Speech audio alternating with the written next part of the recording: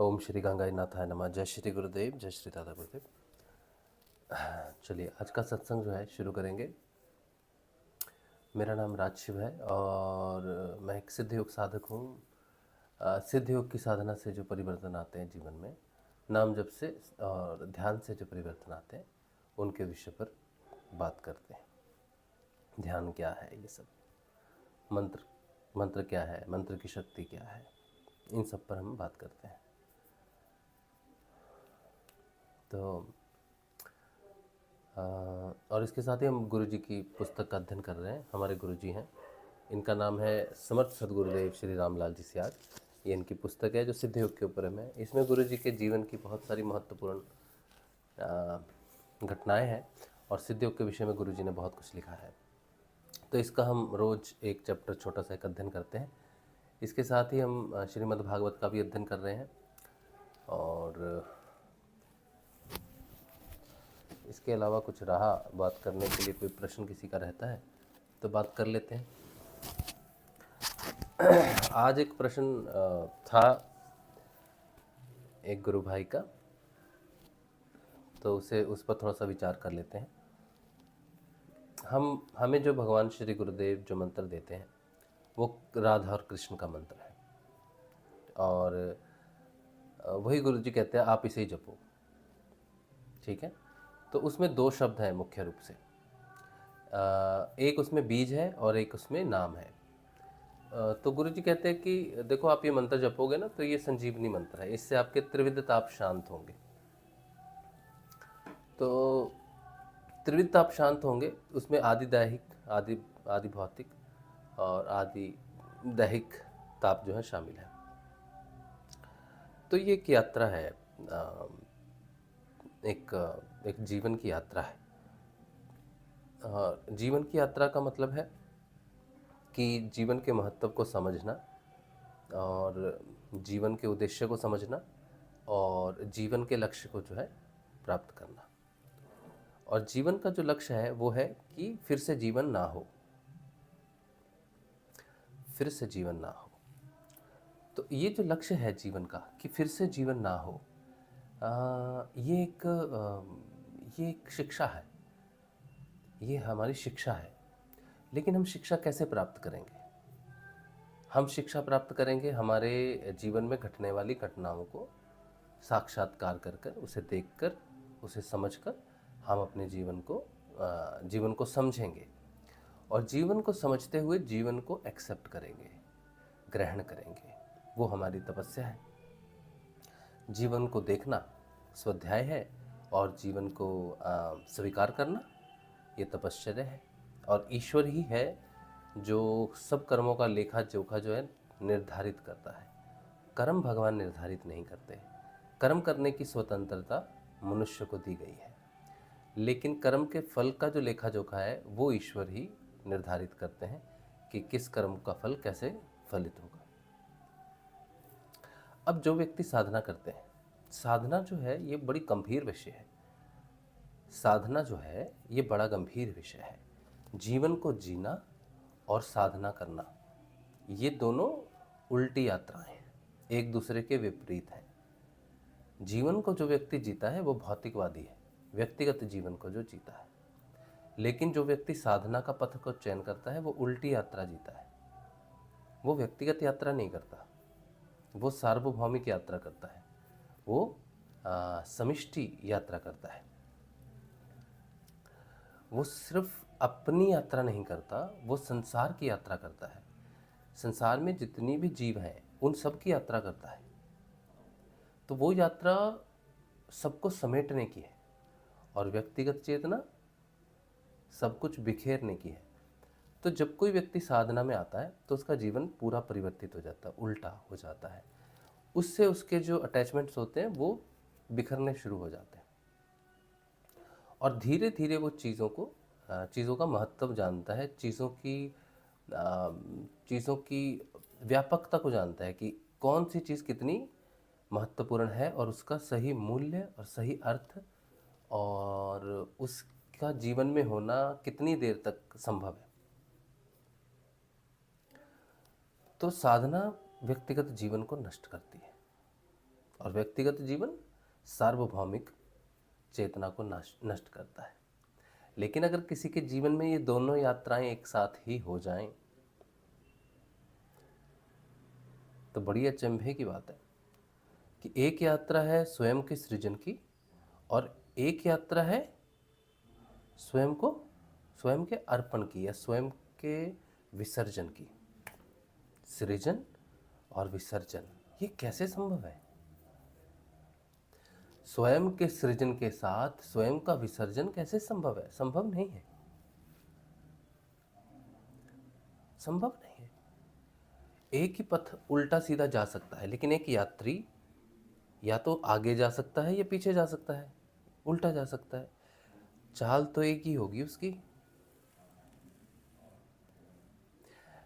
लेकिन कोई व्यक्ति अगर भौतिक जीवन जीते हुए आध्यात्मिक यात्रा भी कर लेता है तो इसका मतलब है वो एक नहीं है, वो दो है।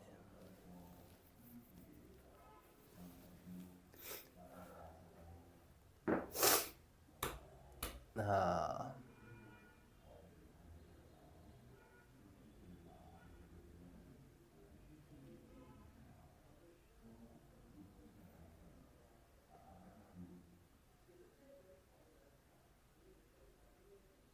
तो जो साधन जो व्यक्ति व्यक्तिगत जीवन जीते हुए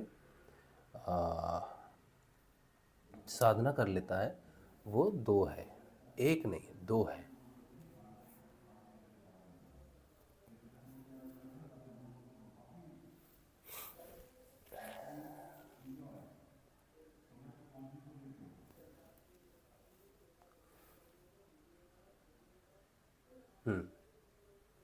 दो है।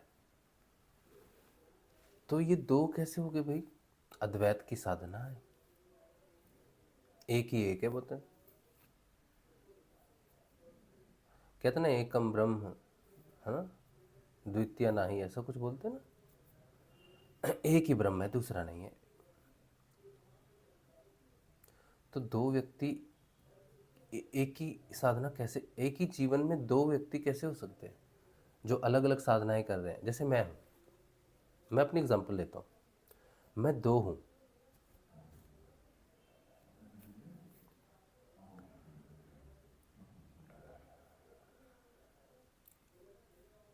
और मैं जो दो हूं, मुझ में एक वो है जो भौतिक यात्रा कर रहा है, जिसका परिवार है, जिसका शरीर है, जिसका प्राण है, जिसका मन है, जिसकी बुद्धि है।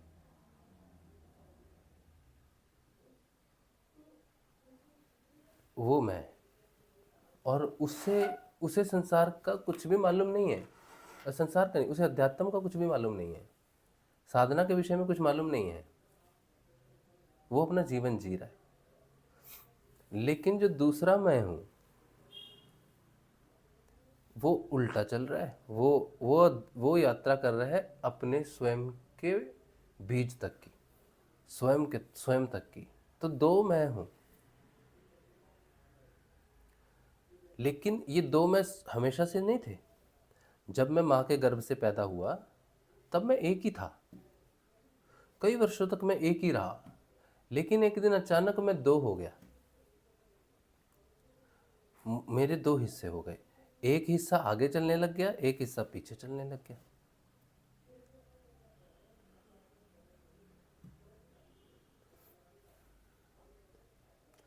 और जो पीछे चल रहा हिस्सा वो अंदर है, वो अंदर है, और जो आगे चल रहा है वो बाहर है।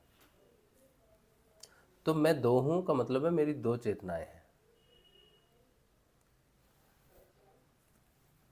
दो चेतनाएं हैं। एक चेतना व्यक्तिगत चेतना जिसे राजू शर्मा राजशिव कहते हैं, और दूसरी चेतना जिसे आत्मा कहते हैं।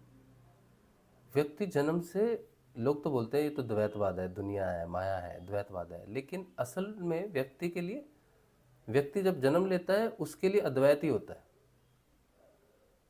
मैं।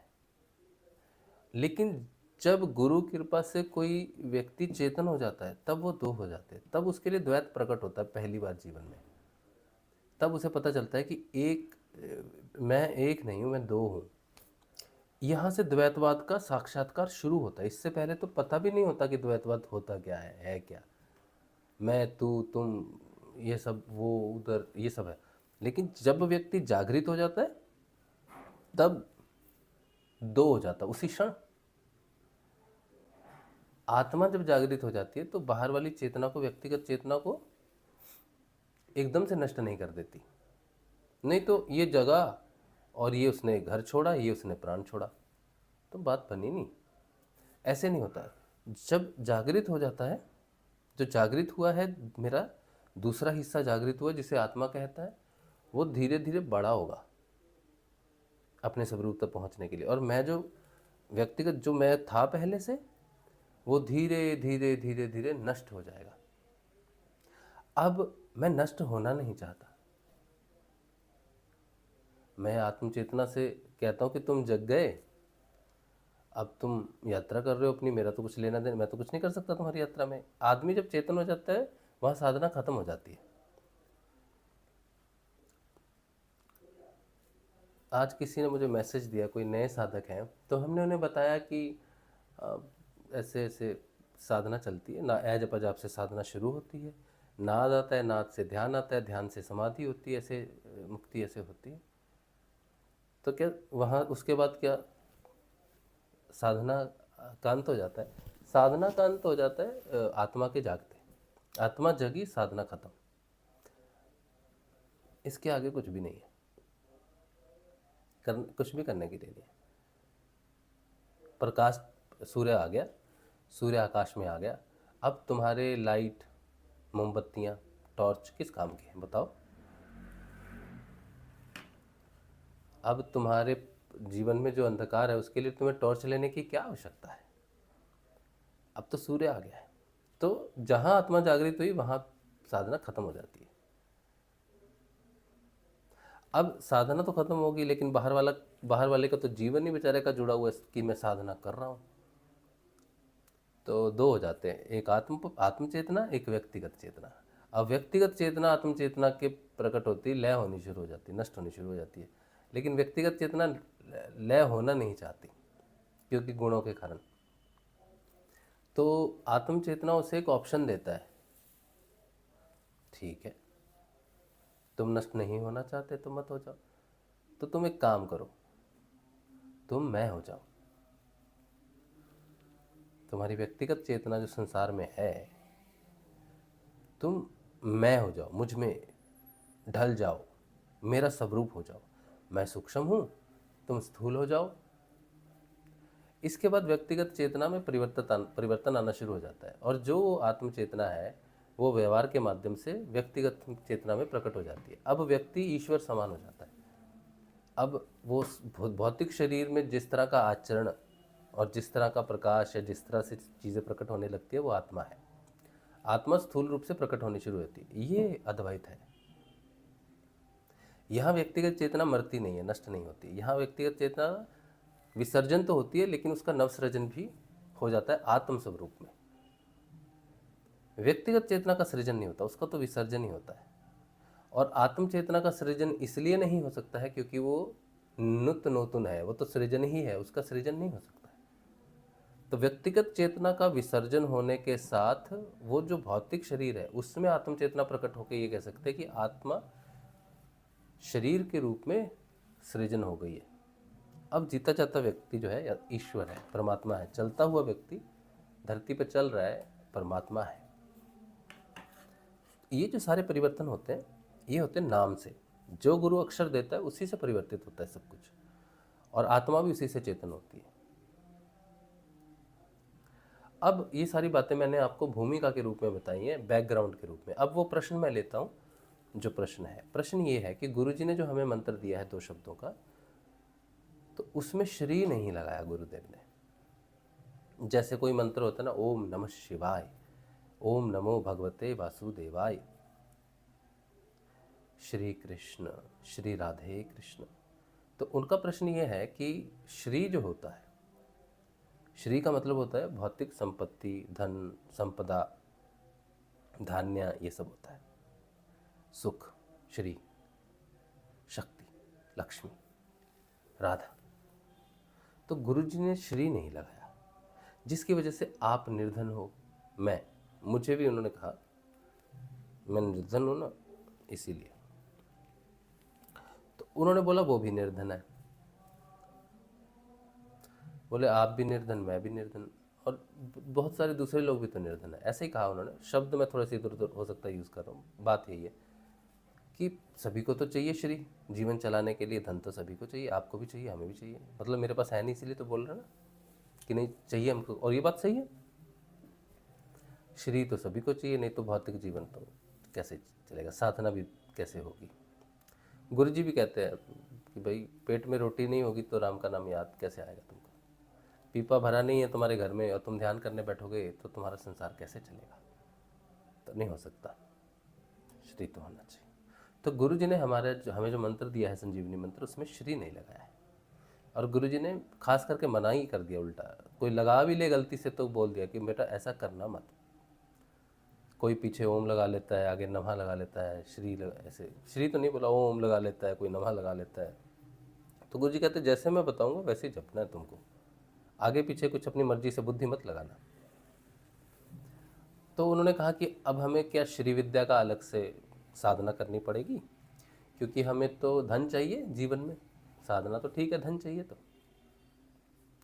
तो हमने उनसे कहा हम इस प्रश्न पर विचार करेंगे। विचार तो कुछ भी करना नहीं है, वैसे विचार करने के लिए कुछ भी नहीं है, लेकिन समस्या ये है कि मुझे विचार करने की आवश्यकता इसलिए नहीं है क्योंकि हम जानते हैं कि जो आध्यात्मिक यात्रा और भौतिक यात्रा है ये गुरु के अधीन होती है। जब तक भगवान श्री कृष्ण आपको प्योर नहीं करते तब तक श्री प्रकट ही नहीं होती।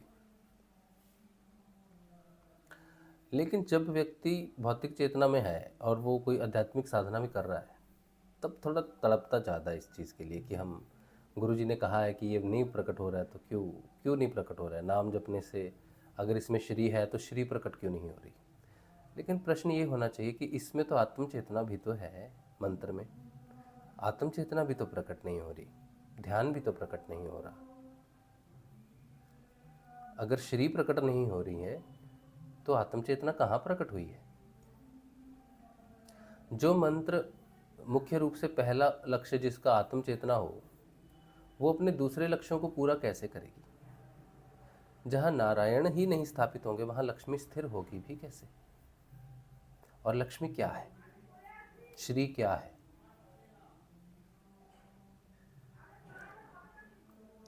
जब तक आप आत्म रूप से चेतन होके जो नारायण है, जो ईश्वर है, जो कृष्ण है, जिसे आप मानते हैं वो आत्मा है, परमात्मा है, जब तक वो आपके हृदय में अपनी जगह पूर्ण रूप से बना के स्थापित नहीं हो जाता तब तक माँ लक्ष्मी उनकी सेवा के लिए कैसे प्रस्तुत होंगी। जब तक आप में मैं बचा हुआ है, जब तक व्यक्तिगत चेतना बची हुई है, तब तक श्री का प्रकट होने का कोई मतलब नहीं। नारायण के प्रकट होने के बाद भी लक्ष्मी तभी आएगी जब सिर्फ नारायण हो जाएंगे। जब तुम और नारायण दोनों हैं तब तक श्री कैसे प्रकट होगी। श्री तो तुम्हारे लिए प्रकट नहीं हो सकती, श्री तो कृष्ण के लिए प्रकट होगी। लेकिन अभी कृष्ण ने अपना जगह बनाई कहाँ है, अभी वो स्थापित हुआ कहाँ है। अभी तो जगह है, अभी तो जगह बना रहा है, अभी तो तुम्हें बदल रहा है। जब तुम में और उसमें भेद खत्म हो जाएगा द्वैतवाद का, व्यक्तिगत चेतना और सार्वभौमिक चेतना एक चेतना अंदर और बाहर हो जाएगी, तब लक्ष्मी प्रकट हो जाएगी। ये साधना का सत्य है। ये जो श्री है ये स्थायी है। ये जो सुख है, चाहे वो शरीर का सुख हो चाहे भौतिक सुख हो, कुछ भी हो, लक्ष्मी सिर्फ धन नहीं है, लक्ष्मी है, लक्ष्मी सब है। ये भौतिक जगत में जितने भी कोटि कोटि कोटि सुख है ये सब लक्ष्मी है। लेकिन ये प्रकट उसी को होते हैं जहां नारायण है। अगर बिना नारायण के लक्ष्मी प्रकट हो गई तो कुछ वर्षों तक रहेगी, हो सकता है इस जीवन में भी रहे, लेकिन अगले जीवन में नहीं होगी। अस्थायी लक्ष्मी है वो। इस संसार में बहुत से धनवान व्यक्ति हैं, बड़े बड़े धनवान व्यक्ति हैं, तो क्या उनके पास श्री है? नहीं है। बिना नारायण के श्री हो ही नहीं सकती। धन हो सकता है, धन कार्मिक है, लेकिन श्री लक्ष्मी कार्मिक नहीं है, कृपा है, भगवान की उपस्थिति का परिणाम है। साधक होना बहुत बुरा बुरा लगता है, साधन हो बड़ा बड़ा डिफिकल्ट है, बड़ा दर्दपूर्ण है। साधक होना आसान नहीं है। और साधना एक तपश्चर्या है, अग्नि है। साधना से, तपश्चर्या से भौतिक सुख प्रकट होते हैं, लेकिन फिर साधना थोड़ी नष्ट भी हो, तपश्चर्या नष्ट भी हो जाता है, क्योंकि ऊर्जा जो आध्यात्मिक उन्नति करेगी वो भौतिक चीज़ों में जब रूपांतरित होनी शुरू हो जाएगी तो आध्यात्मिक उन्नति नहीं होती है। तो शुरू शुरू में समस्याएं जो है वो कर्म के कारण हो सकती। किसी के कर्म में धन है, उसके कर्म में धन है और उसके जीवन में आध्यात्मिक यात्रा भी है।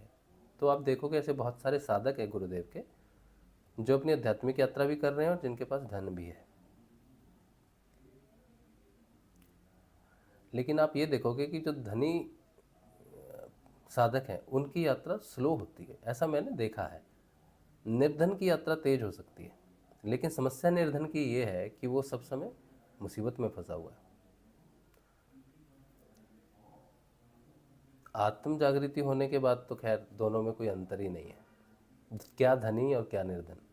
तो धन किसी साधक के पास है तो जरूरी नहीं है कि साधना से आया है, कार्मिक हो सकता है। उसके जीवन में जो साधना का सुख है, साधना करना है, वो दरिद्रता या धन के अभाव में साधना उसको नहीं करनी है, उसको किसी और अभाव में साधना करनी है। अभाव तो उसका भी होगा, लेकिन उसका धन का अभाव नहीं हो सकता है। उसकी अच्छी नौकरी लगेगी, उसका धन बढ़ेगा, हो सकता है, लेकिन उसकी समस्या पारिवारिक हो सकती है। परिवार में कोई क्लेश हो सकता है, बच्चों की तरफ से, पति की तरफ से, पत्नी की तरफ से, माता पिता की तरफ से, शरीर की तरफ से, मन की तरफ से, बुद्धि की तरफ से। संसार में लाखों ताप हैं, लाखों प्रकार के ताप हैं। ताप तो तीन ही है, लेकिन विषय तो बहुत ज़्यादा है। तो हर साधक को किसी ना किसी एक ताप का सहारा लेना ही पड़ता है। किसी किसी को 2 ताप होते हैं, किसी को 3, किसी को 4 भी हो सकते हैं, मिनिमम एक तो होता ही है। तो किसी साधक को अगर धन का ताप है तो उससे साधना पर उसका इल्ज़ाम नहीं लगाना चाहिए। ठीक है, जब तुम्हारे अंदर वो चेतना प्रकट हो जाए। अब देखो, तुमने मुझे भी तो कहा ना कि हमारे पास भी धन नहीं है। हमारे पास धन है,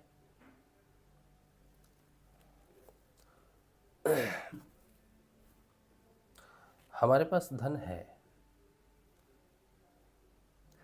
जो हम सत्संग करते हैं, हम तो सत्संग कर रहे हैं ना, तो ये मेरा काम है, ये मेरी ड्यूटी है। इस सत्संग का हमें धन मिलता है तो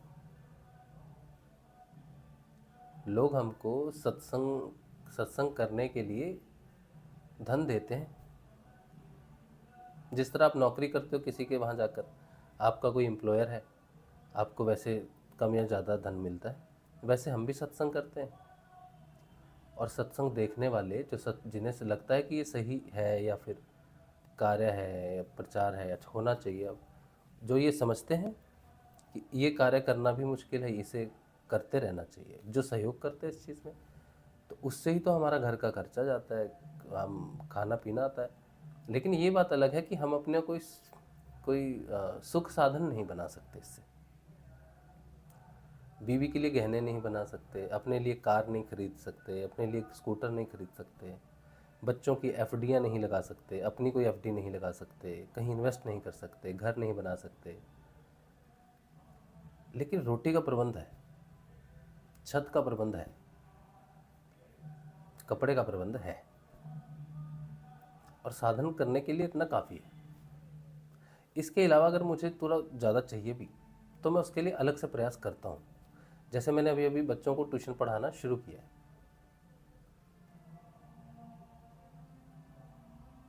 तो मेरे पास 3-4 बच्चे ट्यूशन पढ़ने आते हैं। अगर मैं चाहूँ तो मैं अगले साल और 5-6 बच्चे और बढ़ा लूँ।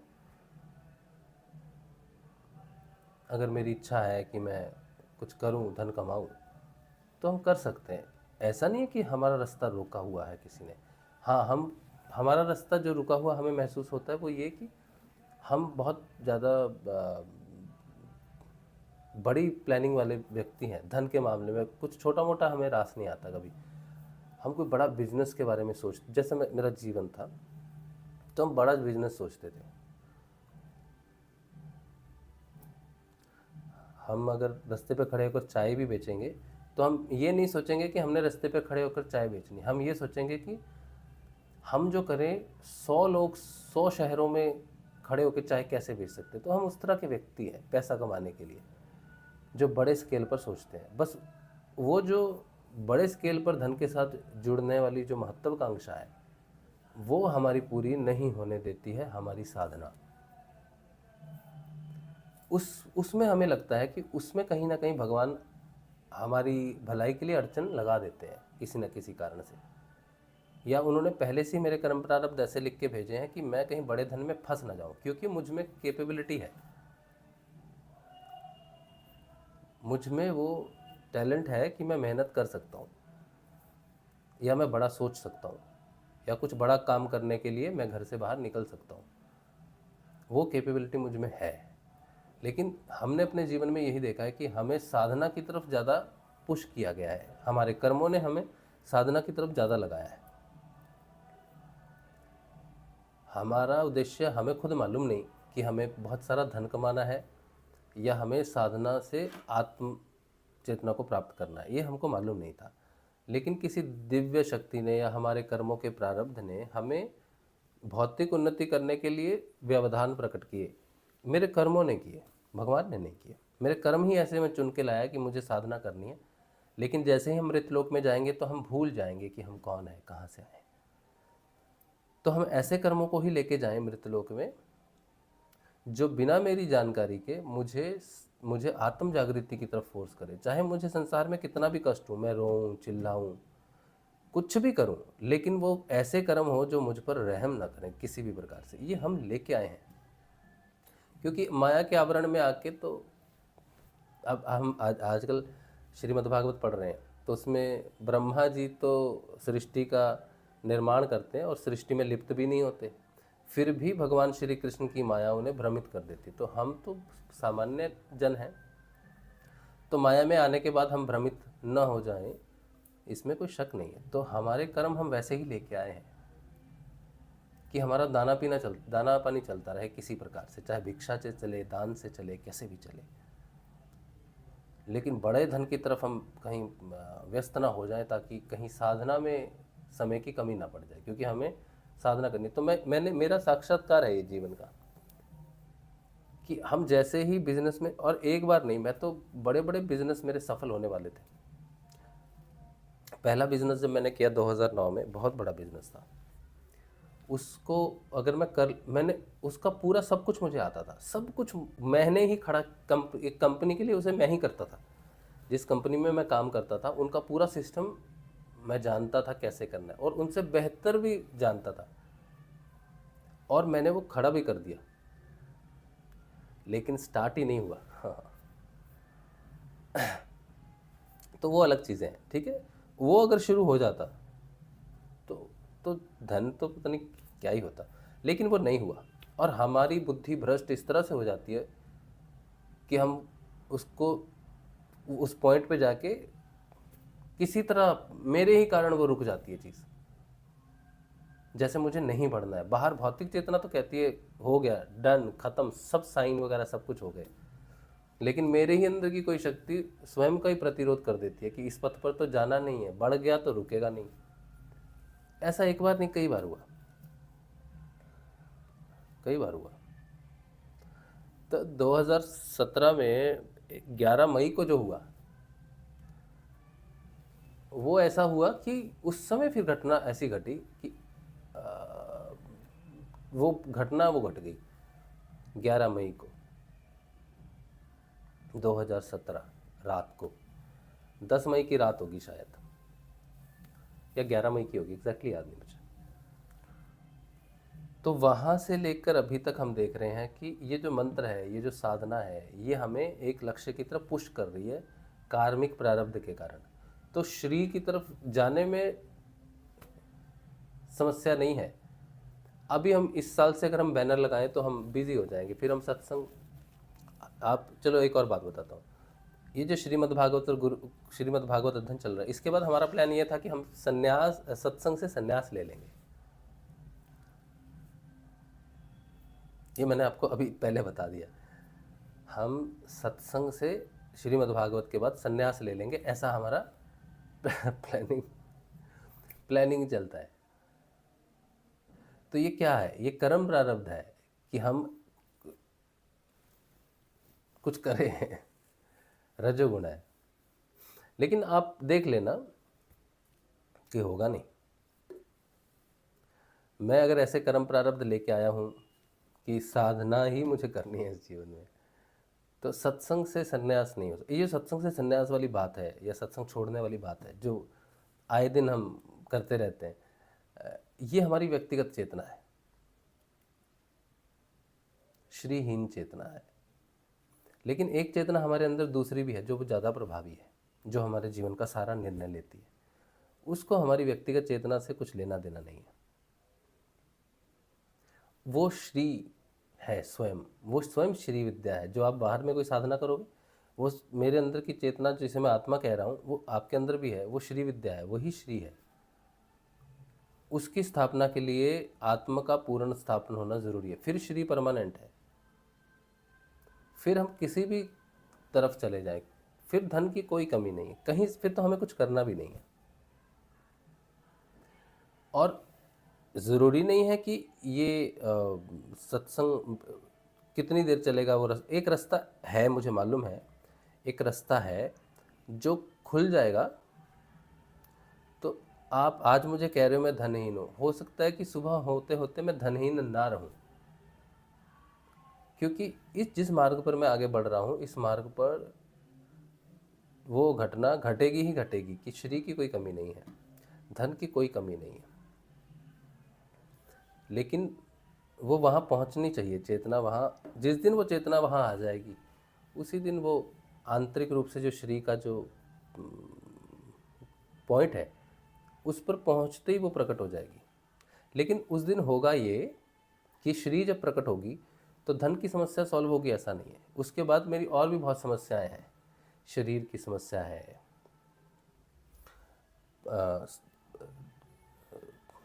और भी है, शरीर की, प्राण की, मन की, बुद्धि की, ये 4 समस्याएं हैं। श्री के प्रकट होने का मतलब है वो श्री जो इन चारों क्षेत्रों को शुद्ध करेगी। अगर मैं अभी श्री के लिए कुछ प्रयत्न करना शुरू कर देता हूँ तो आंतरिक श्री डिले हो जाएगी। मिल तो जाएगी बाहर, लेकिन आंतरिक श्री चाहिए ना मुझे। तो जब सारा काम लक्ष्मी स्वयं करे, हमें ना करना पड़े, तभी तो है ना। अब मैं आपको एग्जांपल दे रहा हूँ कि ये जो दुनिया के जो धनी व्यक्ति हैं, भारत के मुकेश अंबानी, वो भी कार्य कर रहे हैं बोल के धन है। उनका धन नष्ट होने में ज़्यादा समय नहीं लगेगा, एक क्षण ही काफ़ी है। ज़रूरी नहीं है कि धन बाहर से नष्ट हो, जल जाए, ख़त्म हो जाए सब कुछ। अंबानी के मन में आज भगवान ने वैराग्य दे दिया, कल वो चोला पहन लेगा। बाहर की श्री से अंबानी एक क्षण में श्रीहीन हो सकता है, और इसी में ही उसका प्राउड होगा। और लोग कहेंगे देखो देखो अंबानी ने अरबों रुपए की संपत्ति त्याग दी भगवान के लिए। भगवान वो यही कहेंगे। तो जो जो बाहर की जो श्री है, उसका त्याग के लिए एक क्षण अंदर में एक घटना घटी, वैराग्य हो गया, बाहर की श्री नष्ट हो गई, दूसरे के पास चली गई। तो जो श्री तुम्हारे वैराग्य से किसी दूसरे के पास चले जाए, वो श्री थोड़ी हो सकती है।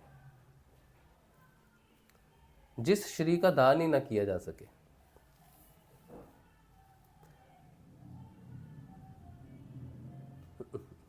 जो दान दी भी जाए तो बढ़ जाए। श्री संपदा ऐसी है जो दान करने से कमेगी नहीं, बढ़ेगी। तो असली श्री वो अंदर है, उसे प्राप्त करना है। तो आप जीवन में वो कर्म करते रहो जिसके लिए आपका खाना पीना चलेगा, करना चाहिए। थोड़ा बहुत चले ठीक है, अंदर की श्री को प्रकट करने तक बाहर अपना काम चलाना चाहिए। थोड़ा बहुत कम ज़्यादा चलते रहना चाहिए। अंदर की श्री प्रकट होती है, बाहर अपने आप प्रकट हो जाएगी। तो इसीलिए अलग से श्री विद्या करने की ज़रूरत नहीं है। और मैं धनहीन व्यक्ति दिख रहा हूँ नहीं,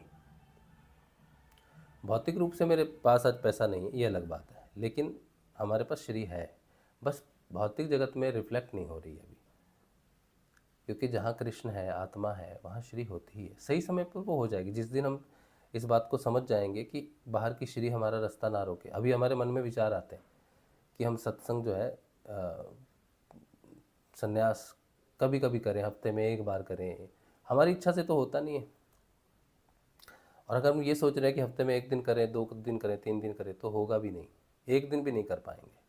नियमित तो बैठ पाते हैं। अगर हम सोचेंगे साल में एक बार बैठें, तो साल में तो क्या, हजारों साल में भी एक बार नहीं बैठ सकते।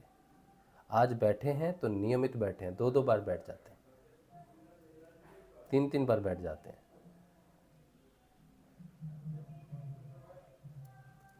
तो हम बुद्धिहीन व्यक्ति हैं जो ऐसी बातें करते हैं सत्संग छोड़ने की। तो ये बाहर की श्री के चक्कर में है।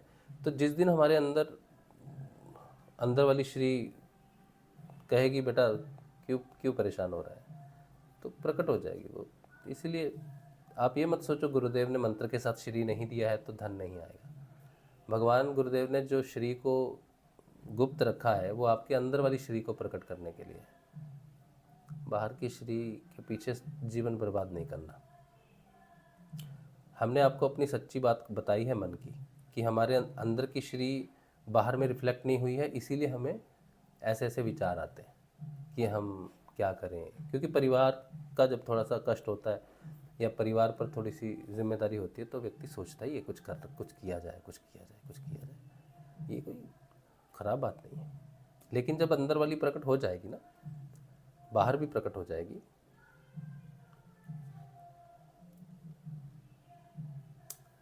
तो बस यही कहना चाहते हैं।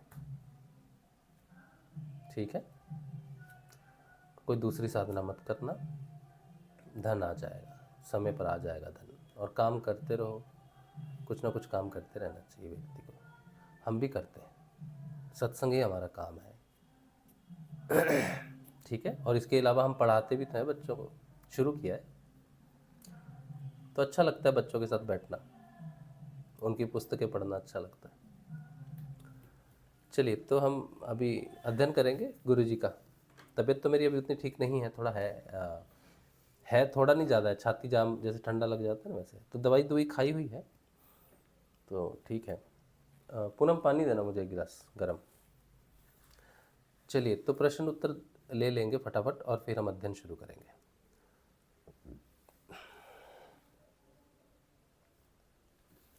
आप सबको जय श्री गुरुदेव।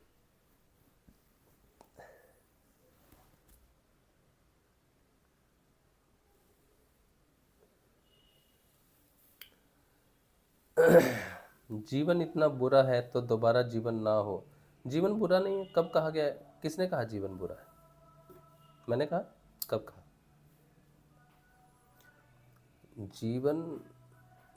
जीवन बुरा तो नहीं, बिल्कुल बुरा नहीं है, बिल्कुल बुरा नहीं, मैंने तो नहीं कहा। मुझे तो नहीं लगता कि जीवन बुरा भी, मैं तो इस बात को सपोर्ट नहीं करता।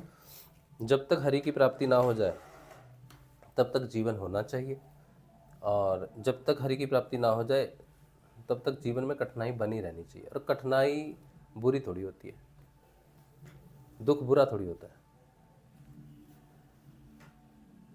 दुख तक मार्ग है, दुख तक मार्ग है।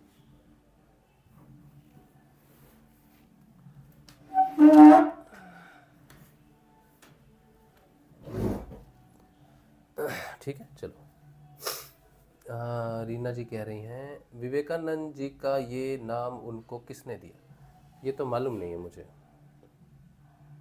मठ में लोग अपना नाम स्वयं रख लेते हैं। जब कोई सन्यास ले लेता है तो वो अपना नाम चुन लेते हैं स्वयं। विवेकानंद जी ने पहले अपना नाम कुछ और चुना था, फिर वो नाम किसी और उनके गुरु भाई ने ले लिया, तो फिर उन्होंने ये वाला चुन लिया। ऐसा मैंने कहीं पढ़ा था, शायद, पता नहीं ये इन्फॉर्मेशन सही है गलत है। तो अपना नाम खुद चुन लेते हैं सन्यासी। जैसे मैंने अपना नाम चुन लिया, मैं सन्यासी नहीं हूँ, लेकिन अध्यात्म पथ पर मैंने अपना नाम चुन लिया, राज शिव।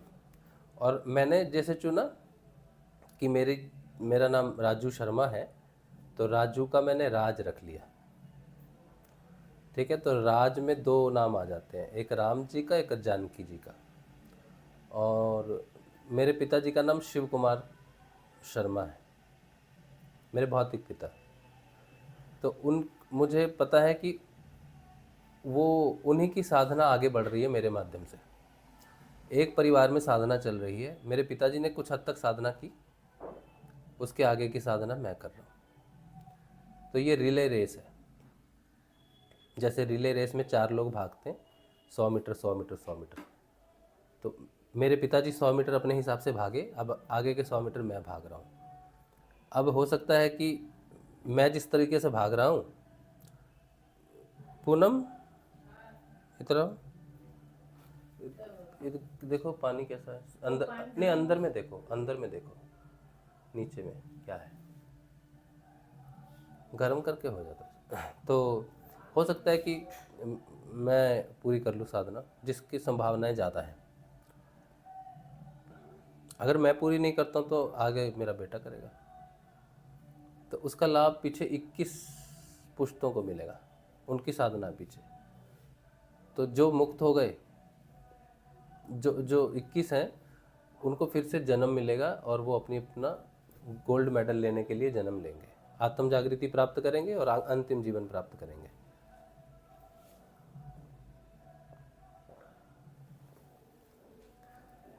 ठीक है, मैं ऐसा मानता हूँ। तो ये नाम है, नाम मैंने इसलिए रखा अपना, मेरे पिताजी का नाम है इसमें। रीना जी कह रही धन के लिए मेहनत करना चाहिए, मंत्र से कैसे धन मिलेगा? मंत्र से अंदर का श्री, मैंने बोल दिया है, अंदर का श्री जागृत होने से बाहर प्रकट हो ही जाती है। और मेहनत करनी चाहिए, लेकिन जब तक वो अंदर की श्री प्रकट नहीं होती तब तक मेहनत करनी चाहिए। ठीक है, सत्संग करना भी मेहनत ही है। वैसे लोग सोचते हैं कि क्यों दे सत्संग में सहयोग, लेकिन जो सत्संग में सहयोग देगा, हम बोलना नहीं चाहते इस बात को, लेकिन सत्संग में सहयोग जो देगा उसे लाभ होगा। कब होगा ये मालूम नहीं, और सत्संग मुझे देने से लाभ नहीं होगा। किसी भी सत्संग में जो सत्य की चेतना का उत्थान हो रहा है, जहाँ भी सत्य का उत्थान हो रहा है, वहाँ पर आप अगर अपना श्रम देते हो तो वो आपके लिए वापस आएगा। दुख में नाम लेना बड़ी बात है या सुख में नाम लेना बड़ी बात है? सुख में नाम लेना चाहिए और दुख में नाम भूलना नहीं चाहिए। तो दुख में थोड़ा मुश्किल होता है, जो दुख में नहीं भूलता है वो वही पार चला जाता है। क्या हम विवेकानंद बन सकते हैं? हाँ, क्यों नहीं बन सकते, बन सकते। बीमारी बहुत बड़ा ताप है, हम भोग रहे हैं। शारीरिक बीमारी उतना बड़ा ताप नहीं है जितनी मानसिक बीमारी है। मानसिक बीमारी ज़्यादा बड़ी ताप है, और उससे भी बड़ा ताप है आध्यात्मिक बीमारी, जो हम उल्टी सीधी पूजाएं करते हैं अपनी महत्वाकांक्षाओं के लिए, लेकिन पूजाएं आदि छोड़ देते हैं, मन्नतें आदि छोड़ देते हैं, फिर वो ताप बन के प्रकट होती है। तो वो मन को भी बर्बाद करती हैं, प्राण को भी बर्बाद करती हैं, और शरीर को भी बर्बाद करती हैं। भाई गोल्ड मत खरीदना, बहुत महंगा है, नहीं खरीदेंगे, नहीं खरीदेंगे। भाई मुझे हर जगह लात पड़ी और अंत में गुरुदेव जी के पास आ गई, अभी कोई नहीं भगाएगा। हाँ हाँ, हाँ, ये सही बात है, यहाँ कोई नहीं भगाएगा आपको। लेकिन यहाँ पर ज़मीन चिकनी है, यहाँ पर आपको अपने बल पर खड़े खड़े रहना है।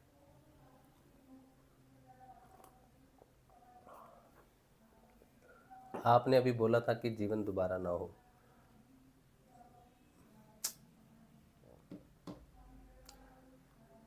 मैंने कहा था कि जीवन का लक्ष्य है जीवन से मुक्ति।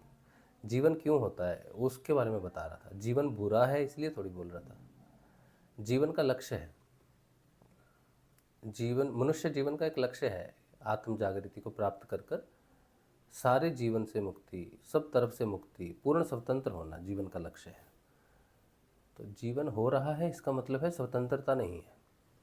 तो जीवन का लक्ष्य है कि जीवन ना हो, लेकिन जीवन दुखी है, खराब है, ऐसा तो नहीं बोला मैंने। भगवान स्वयं तो जीवन में प्रवेश करते हैं। भगवान श्री कृष्ण तो खुद ही जीवन लेके आए ना। जीवन खराब नहीं है। जीवन को बार बार क्यों हो रहा है, किस कारण हो रहा है, उस कारण को जानना पड़ेगा। तो अगर आप भगवान के रूप में स्थापित हो जाते हो तो भी आप जीवन ले सकते हो, आप संसार में आ सकते हो, संसार में रह सकते हो। लेकिन अगर जीवन आपको पता ही नहीं है कि मैं क्यों हूँ, वो उस जीवन को मैंने कहा है कि उसका लक्ष्य है कि ऐसा जीवन ना हो। आप अपनी इच्छा से आए किसी रूप में प्रकट होके बाकियों का मार्गदर्शन करने के लिए। जैसे संत आते हैं, ऋषि आते हैं, महर्षि आते हैं, देव आते हैं, ठीक है, भगवान आते हैं, तो वैसे आओ, लेकिन जीवन से मुक्त होना चाहिए, बंधन नहीं होना चाहिए। जीवन स्मृति आपकी जो है वो अपनी उच्चतर चेतना में बनी रहनी चाहिए। इसीलिए तो कहते हैं ना कि आध्यात्मिक ज्ञान बोलने से नहीं दिया जाता। आप अपने कानों से सुनकर अपनी बुद्धि से उसका कुछ भी अनुमान लगा सकते हैं, इसीलिए खतरनाक काम है।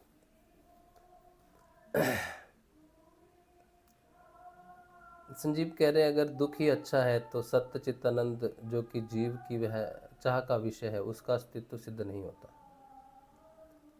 जब व्यक्ति सुख और दुख में फंसा होता है ना, तब दुख अच्छा है, ये मैंने कहा है।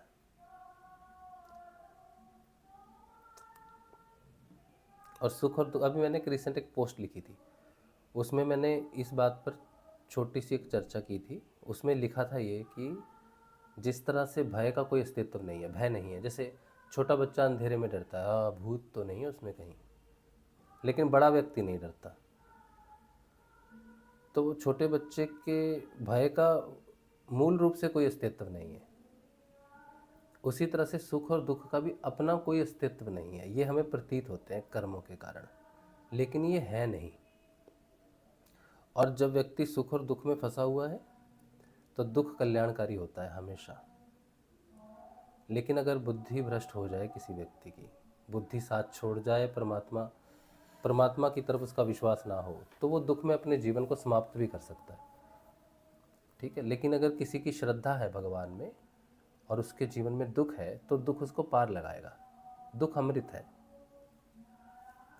सुख अमृत नहीं है। सुख दुख का बीज है, लेकिन दुख सुख का फल है, ठीक है। अब इस फल से वापस बीज प्रकट हो सकता है सुख का, लेकिन कौन से सुख का? भौतिक सुख का या आध्यात्मिक? आध्यात्मिक सुख को हम आनंद बोल देते हैं। तो जो दुख रूपी फल है उसको इस तरह से सेवन करना चाहिए कि उसका बीज नष्ट हो जाए, यानी कि सुख बीज है दुख का।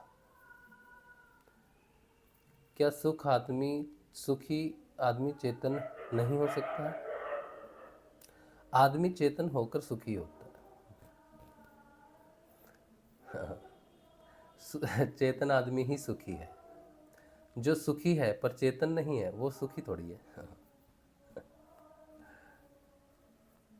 चेतना के बाद सुख प्रकट होगा, चेतना से पहले कैसा सुख हो सकता है? ये तो जो सुख आदमी जिसे सुख समझ रहे हो, वो सुख थोड़ी है। वो तो परिस्थितिवश समय वैसा चल रहा है, वो परिस्थिति बदल जाएगी, सुख गायब हो, तो सुख थोड़ी है, स्थायी थोड़ी है। गुरुदेव जी कहते हैं ना, जिसे मनुष्य सुख आनंद मानता है कि आनंद में है। एक चीज़ खिसक जाए, गाड़ी पोता बंगला, एक चीज़ खिसक जाए तो आनंद गायब हो जाता है। जो चेतन ही नहीं है वो सुखी कैसे हो सकता है? नहीं हो सकता।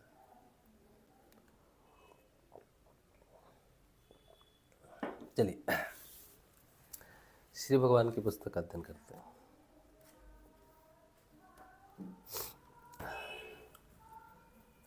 आज हम पढ़ रहे हैं 37वां चैप्टर 165 पेज, पुनर्जन्म को प्रमाणित करना अति आवश्यक है।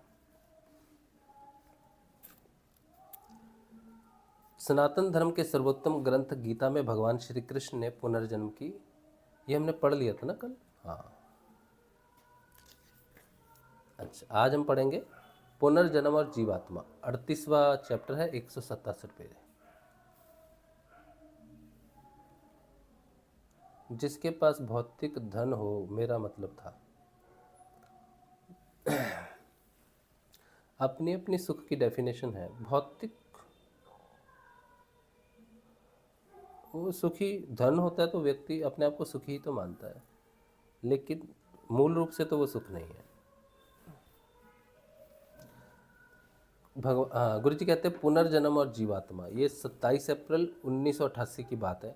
गुरु जी कहते हैं संसार आवागमन का चक्कर है। इस संबंध में भगवान ने गीता के 14वें अध्याय में स्पष्ट करते हुए कहा है।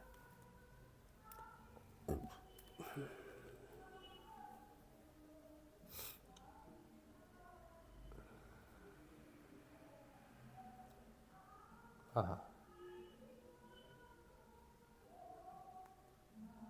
बहुत सुंदर।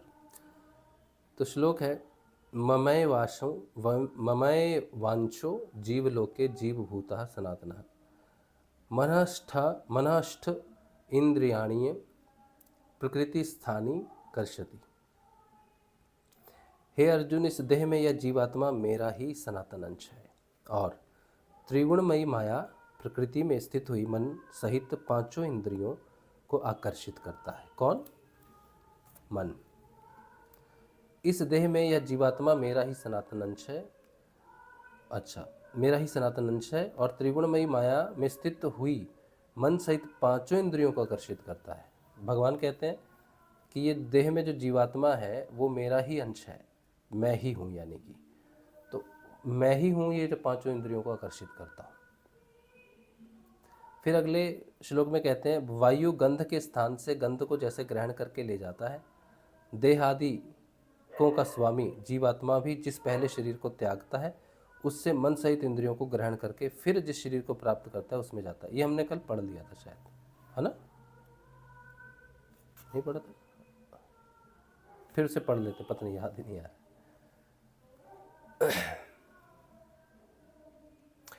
यह जीवात्मा श्रोत, चक्षु और त्वचा को तथा रसना, घ्राण और मन को आश्रय करके ही विषयों का सेवन करता है। बिल्कुल सही बात है। शरीर छोड़कर जाते हुए को अथवा शरीर में स्थित हुए को और विषयों को भोगते हुए को तथा तीनों गुणों से युक्त हुए को भी अज्ञानी जन नहीं जानते हैं। फिर से सुनो, शरीर छोड़कर जाते हुए को अथवा शरीर में स्थित हुए को। एक है जो शरीर को छोड़ के जाता है, जो चला गया, जिसे कहते हैं अरे चले गए, आप चले गए, उसकी बात कर रहे हैं, जो शरीर को छोड़कर चला जाता है और वही शरीर में भी रहता है जब तक वो जीवित रहता है। तो कहते हैं शरीर छोड़कर जाते हुए को अथवा शरीर में स्थित हुए को और विषयों को भोगते हुए को, वही विषयों को भोग रहा है, तथा तीनों गुणों से युक्त हुए को, वही तीनों गुणों से युक्त है, को भी अज्ञानी जन नहीं जानते, ज्ञान रूप नेत्रों वाले तत्व से जानते हैं। तो भगवान का कहने का मतलब है जो शरीर में रहता है वो भी मैं हूँ, जो शरीर को छोड़कर चला जाता है वो भी मैं हूँ, और जो शरीर में रहकर भोगों का भोग करता है वो भी मैं हूँ। लेकिन अज्ञानी जन उस मैं को न जानकर अहंकार रूपी मैं को जानते कि मैं कर रहा हूँ, मेरा बेटा, मेरा परिवार है, भगवान का परिवार है, भगवान की कृपा है। जो हर शब्द में भगवान की उपस्थिति को मानता है वो ज्ञानी जन है, वो तत्व से भगवान को जानते हैं, ऐसा भगवान कह रहे हैं। लेकिन लोग तत्व की बात नहीं करते हैं। फिर उसके बाद कहते हैं, योगी जन अपने हृदय में स्थित हुए इस आत्मा को यत्न करते हुए ही तत्व से जानते हैं, और जिन्होंने अपने अंतकरण को शुद्ध नहीं किया है ऐसे अज्ञानी जन यत्न करते हुए भी इस आत्मा को नहीं जानते हैं। तो भगवान कह रहे कि जिसका तो अंतकरण शुद्ध हो गया है वो इसे तत्व से जानते हैं, लेकिन जो अभी अंतकरण शुद्ध कर रहा है, किया नहीं है लेकिन कर रहा है साधना में, तब वो कर रहा है कि भगवान अंदर है, लेकिन जब तक अंतकरण स्पष्ट नहीं होता तब तक भगवान कहते हैं कि मेरा ज्ञान नहीं होता। तुम मेरी तरफ बढ़ जरूर रहे हो कि भगवान है, श्री कृष्ण है, ये है, वो है, सब है, वही सब कुछ है, वही सब जगह है, वही वो है, बस हर जगह तुम उसका नाम ले रहे हो, सब कुछ कर रहे हो, बहुत सही बात है, बहुत अच्छी बात है। लेकिन भगवान कहते हैं अभी तुमने जाना नहीं है। जब तक तुम्हारा अंतःकरण शुद्ध नहीं होता है तब तक तुम बात तो कर सकते हो कि मैं ही हूँ, लेकिन मैं ही हूँ ये जान नहीं सकते, जाना नहीं तुमने अभी। तो साधना के पूर्ण होने तक, अंतःकरण के पूर्ण रूप से शुद्ध होने तक भगवान को जाना नहीं जा सकता।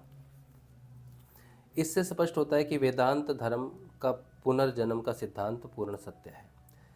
गीता में भगवान श्री कृष्ण ने इसकी स्पष्ट व्याख्या की है, क्योंकि कलयुग मात्र शुद्र तत्व पर आधारित युग है, इसलिए इस युग में केवल सेवा को ही धर्म माना जाता है।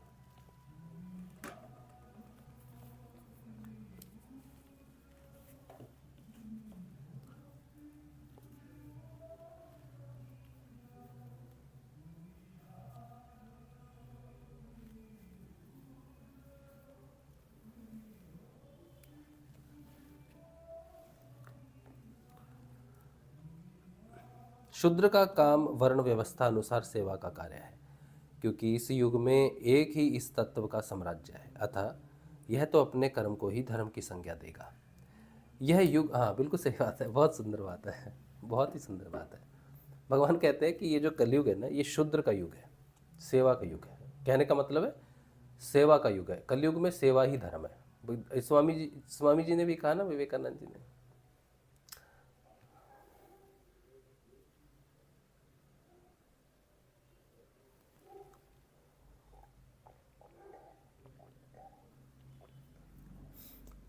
स्वामी जी का जन्मदिन है ना आज। तो स्वामी जी ने कहा है कि सेवा ही धर्म है। तो कितनी गहरी बात है, सेवा ही धर्म है। और गुरु जी उसको थोड़ा सा एक्सप्लेन करते हैं। कहते हैं कि ये जो युग है ना, कलयुग शूद्र युग है, शूद्र का युग है। मतलब इसमें कोई व्यक्ति अगर सेवा करेगा, अब सेवा किसी भी प्रकार की हो सकती है, दान भी तो सेवा है। तो कहते हैं दान ही धर्म है, न तो सेवा ही धर्म है। तो सेवा किस रूप में करते हो आप? भगवान की सेवा किस रूप में करते हो आप? वही धर्म है, क्योंकि वर्ण व्यवस्था के अनुसार शूद्र का कर्म है सेवा, और कलयुग शूद्र युग है, तो इस युग में सेवा ही धर्म माना गया है। बहुत सुंदर व्याख्या, बहुत सुंदर। यह युग का गुणधर्म है, इसमें किसी का दोष नहीं है। यह तो ईश्वर कृत व्यवस्था है, यथा राजा तथा प्रजा, इसमें कोई दोष नहीं है। युग परिवर्तन प्रकृति का नियम है। यह कालचक्र निरंतर चलता आया है, क्योंकि एक चरण का धर्म पृथ्वी का भार अधिक समय तक वहन करने की स्थिति में नहीं होता है, अतः इसका समय और युगों से क्रम निश्चित किया गया है। हमारे धार्मिक सिद्धांत के अनुसार सतयुग से कलयुग तक हर युग के समय में ह्रास निरंतर बताया गया है। जो जो सात्विक तत्व कमज़ोर होता चला गया, मनुष्य की उम्र कम होती चली गई, और इसी प्रकार हर युग का समय भी निरंतर घटता गया। युग परिवर्तन का मतलब है उस परमात्मा का, उस परम सत्ता का पार्थिव जगत में अवतरण। इसके बिना युग परिवर्तन हो ही नहीं सकता। पुनर्जन्म के संबंध में मेरी प्रत्यक्षानुभूति के अनुसार ज्ञान होना संभव है। बहुत सुंदर बात है, गुरुजी ने बहुत बड़ा भेद खोल दिया।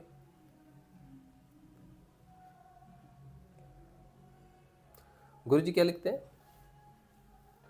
मतलब गुरुजी ने अब पुनर्जन्म को प्रत्यक्ष अनुभव किया है, अपना पुनर्जन्म गुरुजी ने देखा है। अब आप सोचोगे गुरुजी तो अवतरित सत्ता है, ये कैसी बात कर रहा है, राज पागल हो गया है। तो आप सुनो ध्यान से मेरी बात। एक भगवान श्री कृष्ण ने श्री अरविंदो से कहा कि अरविंद, मैं तुम्हारी जाति को उठा रहा हूँ, और मैं एक लंबे समय से इस प्रयास में लगा हुआ हूँ।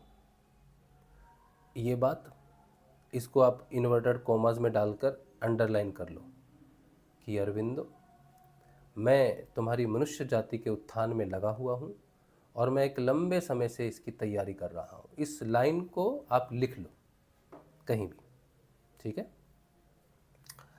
उसके बाद गुरुदेव कहते हैं कि मेरी प्रत्यक्ष अनुभूति के अनुसार पूर्व जन्म के प्रत्यक्ष अनुभूति की है। तो गुरु जी ने अपना पूर्व जन्म देखा है, लेकिन गुरु जी तो अवतरित सत्ता है, इनका पुनर्जन्म कहाँ से हो गया? तो गुरु जी जिसकी बात कर रहे हैं वो है चेतना। भगवान श्री कृष्ण ने अपनी ही चेतना को पूर्ण रूप से अधिमानसिक तक पहुंचाने के लिए उसका क्रम विकास किया है। गुरु की चेतना का क्रम विकास हुआ है क्योंकि गुरुओं की शक्ति होती है कि एक गुरु 10 को, 50 को, 100 को दीक्षित करके वो उसका रूपांतरण कर सकता है। लेकिन जैसे जैसे वो नाम जब जैसे जैसे उसकी चेतना का प्रसार होता है भौतिक व्यक्तियों के परिवर्तन के लिए, तो गुरु का भी विशाल स्वरूप प्रकट होता है। और जब वो इस स्वरूप में प्रकट हो गया, गुरु जी रामलाल जी स्याग में प्रकट हो गया कि गुरु जी कहते हैं अब मैं उस चेतना को प्राप्त कर चुका हूँ इस धरती के ऊपर में, जो अगर सारा संसार मेरे सामने बैठ जाए तो एक क्षण में चेतन हो सकता है। ठीक है, तो गुरु जी का पूर्व जन्म हम अपने हिसाब से जो हमें साक्षात्कार है या हम जो जानते हैं उसके हिसाब से, हमारे हिसाब से हमारे गुरु भगवान का जो पूर्व जन्म है वो श्री रामकृष्ण परमहंस का है। तो वहाँ तक उन्होंने अपने आप को एक सिद्धि के रूप में स्थापित कर लिया था शक्ति की। गुरुजी ने जब रामलाल जी स्याग के जन्म लिया तो उन्होंने जो 3 महीने में जिसे सिद्ध कर लिया, जिस प्रकाश को सिद्ध कर लिया, जिस गायत्री को सिद्ध कर लिया, वो शक्ति को उन्होंने सिद्ध कर लिया। फिर इसी जन्म में दूसरी साधना से उन्होंने कृष्ण को भी सिद्ध कर लिया। ठीक है, अब रामकृष्ण परमहंस की भी चेतना है इस संसार में, उस लेवल की है, एक ही लेवल है हमारे लिए, तो वो परम ही लेवल है। लेकिन संसार को परिवर्तित करने के लिए, इनिशिएट करने के लिए, और उस मंत्र के साथ जो चेतना प्रकट हो गई, क्योंकि रामकृष्ण कौन से मंत्र की दीक्षा दे रहे हैं ये हमको मालूम नहीं, या उन्होंने दी भी होगी विवेकानंद को तो गुप्त रखी होगी, सामने प्रस्तुत होने का समय नहीं था। लेकिन गुरु की चेतना ने इतना विकास किया कि अब गुरु उस मंत्र को सभी के लिए ओपन कर सकता है, उसको गुप्त रखने की जरूरत नहीं है। तो ये जो भगवान श्री कृष्ण की गुरु स्वरूप चेतना है, ये कलयुग में इसका विस्तार कर रहे हैं भगवान लंबे समय तक। तो उसके लिए इन महान गुरुओं का जन्म हुआ है जिन्होंने पृथ्वी पर आके लोगों को परिवर्तित करते हुए चेतना के विस्तार को बताया है। उस हिसाब से मैंने कहा है कि गुरु जी का जो पूर्व जन्म है वो चेतना के अनुसार, कृष्ण भगवान के अनुसार, कि मैं लंबे समय से इसकी तैयारी कर रहा हूँ, एक एक करके एक स्थिति तक डेवलप करता हूँ धरती की चेतना को, फिर जन्म लेता हूँ, फिर धरती की चेतना को डेवलप करता हूँ, क्योंकि चेतना, धरती की चेतना श्री कृष्ण की चेतना को एक साथ धारण करने में समर्थ नहीं है। तो भगवान ने अपनी चेतना को भौतिक रूप में एक एक लेवल करके बढ़ा के उतारा है, ताकि उस शरीर को जो आगे जाके ओपनली प्रकट हो जाएगा उसको संभाल सके धरती। ऐसे लोग इस धरती पर प्रकट हो जाएं जो भगवान की चेतना को संभाल सके धरती पर रह के।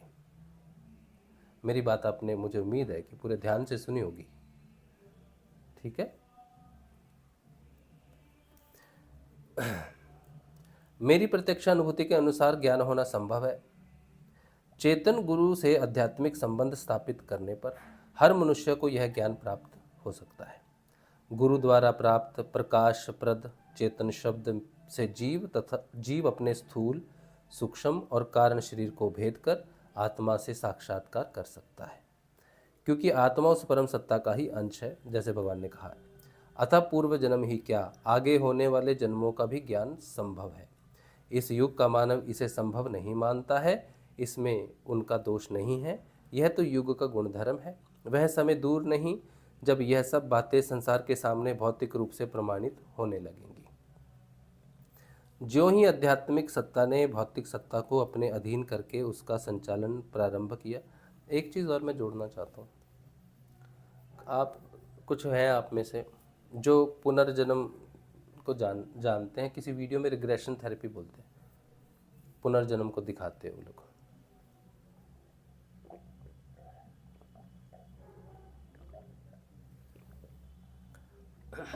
रिग्रेशन थेरेपी होती है, तो पुनर्जन्म में ले जाते हैं, पुनर्जन्म दिखाते हैं। हम उसे बकवास मानते हैं। हम बकवास इसलिए मानते हैं क्योंकि वो पुनर्जन्म नहीं है, वो एक मानसिक स्थिति को प्रकट करती है चीज़ें। पुनर्जन्म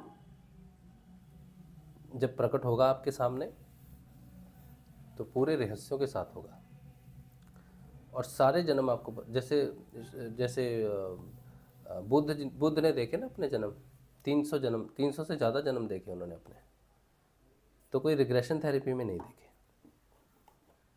तो रिग्रेशन थेरेपी से अगर आप पुनर्जन्म देख रहे हो तो आप अपने समय की, धन की और जीवन की बर्बादी कर रहे हो। ज्यों ही आध्यात्मिक सत्ता ने भौतिक सत्ता को अपने अधीन करके उसका संचालन प्रारंभ किया कि सब कुछ परिवर्तित हो जाएगा। क्या बोल रहे हैं? ज्यों ही आध्यात्मिक सत्ता ने भौतिक सत्ता को अपने अधीन करके संचालन प्रारंभ किया, सब कुछ परिवर्तित हो जाएगा। जब मैंने शुरू किया था सत्संग तब मैंने आपको बोला था कि मैं एक नहीं हूँ, दो हूँ। तो एक मेरा भौतिक चेतना, एक मेरी आध्यात्मिक चेतना। जब मेरी आध्यात्मिक चेतना अब मेरी भौतिक चेतना को अपने कंट्रोल में लेके सब कुछ करेगी, तब सब कुछ परिवर्तित हो जाएगा। वही बात यहाँ पर लिखी हुई है। इस संबंध में श्री अरविंद ने स्पष्ट इशारा करते हुए कहा है, वह ज्ञान जिसे ऋषियों ने पाया था फिर से लौट कर आ रहा है, उसे सारे संसार को देना होगा। इस संबंध में उन्होंने स्पष्ट करते हुए कहा था, इसका प्रारंभ भारत ही कर सकता है, यद्यपि इसका क्षेत्र सार्वभौम होगा, तथापि केंद्रीय आंदोलन भारत ही करेगा। इस देश में वह सनातन धर्म पुनः प्रकट होने वाला है, जिसकी व्याख्या करते हुए स्वामी विवेकानंद ने कहा था, यदि धर्म में प्रत्यक्ष अनुभूति ना हो तो वह वास्तव में धर्म कहलाने योग्य है ही नहीं। बहुत सुंदर स्वामी जी, आपने जो क्रांति करी है सारी संसार से जान रहा है। इसके बाद अगला चैप्टर आता है, 39वां चैप्टर है, पुनर्जन्म और पूर्वाभास का सत्यापन संभव है। ये हम कल पढ़ेंगे। ये काफ़ी लंबा चैप्टर है, काफ़ी लंबा मतलब बहुत लंबा चैप्टर है।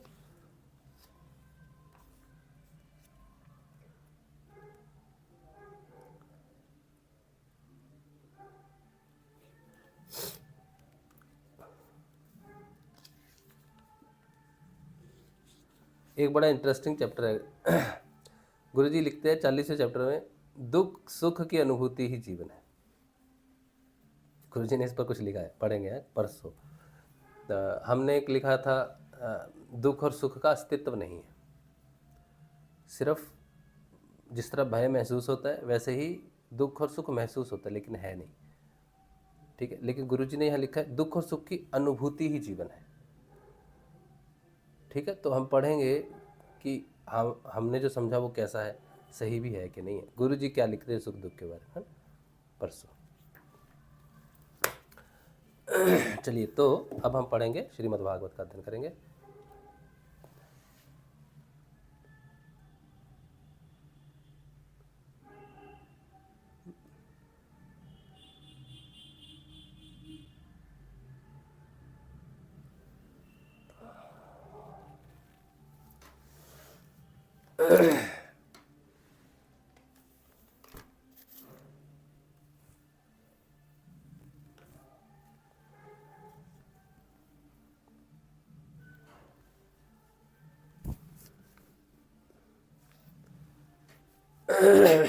चलिए,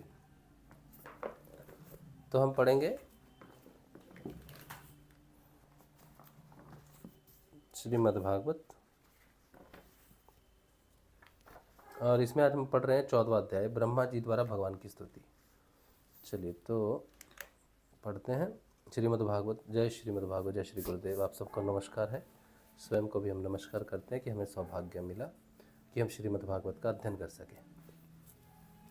14वां अध्याय, दशम स्कंद, ब्रह्मा जी द्वारा भगवान की स्तुति। श्री ब्रह्मा जी ने स्तुति की,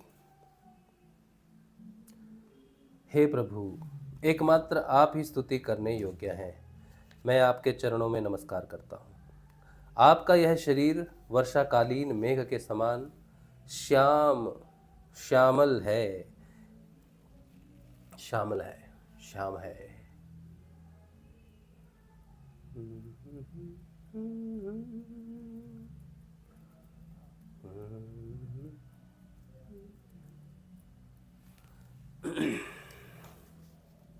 एक मिनट।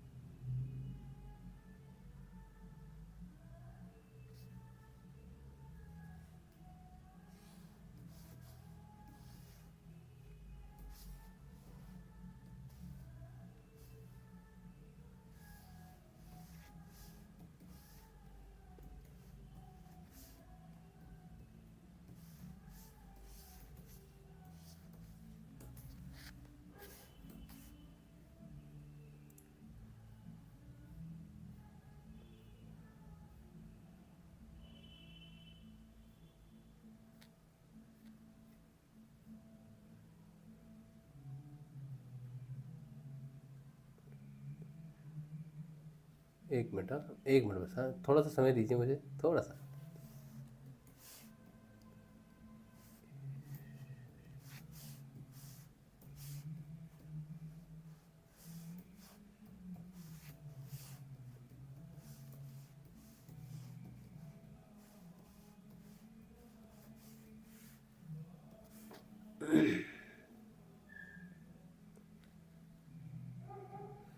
अ,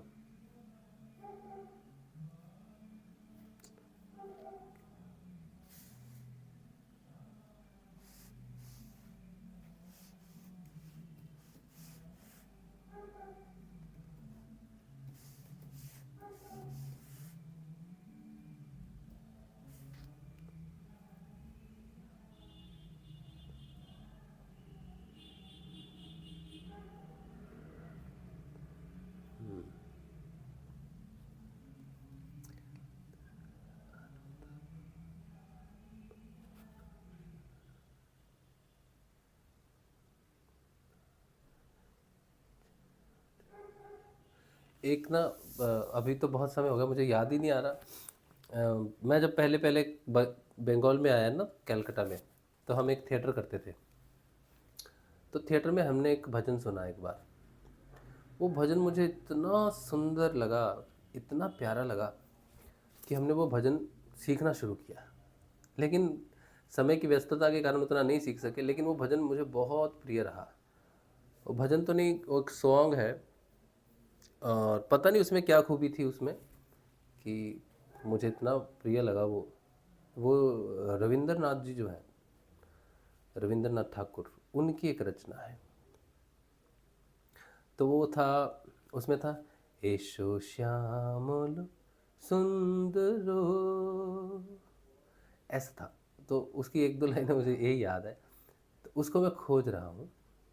एशो श्यामलो सुंदरो, आनो तबो तपोहरा, त्रिशाहरा संगो सुधा, বিরোহিনী छाइया आछे आकाशे, से जे, क्या लिखा है ना, मुझे समझ नहीं आ रहा, ब्याह थी तो हृदय आछे बिच्छाए। तो बहुत सुंदर है, आप देखना, आप सुनना इसको। ये आशा मंगेशकर जी ने, आशा भोसले जी ने गाया है, और इसका हेडिंग है एशो श्यामलो सुंदरो। सुनना आप इसको, तो उससे हमें भगवान श्री कृष्ण की शरीर का आभास हो रहा है। तो बहुत सुंदर है, बहुत सुंदर है। हम अगर अभी चलाएंगे तो शायद आवाज़ आएगी नहीं आपको, तो हम बाद में आप सुनना, ठीक है।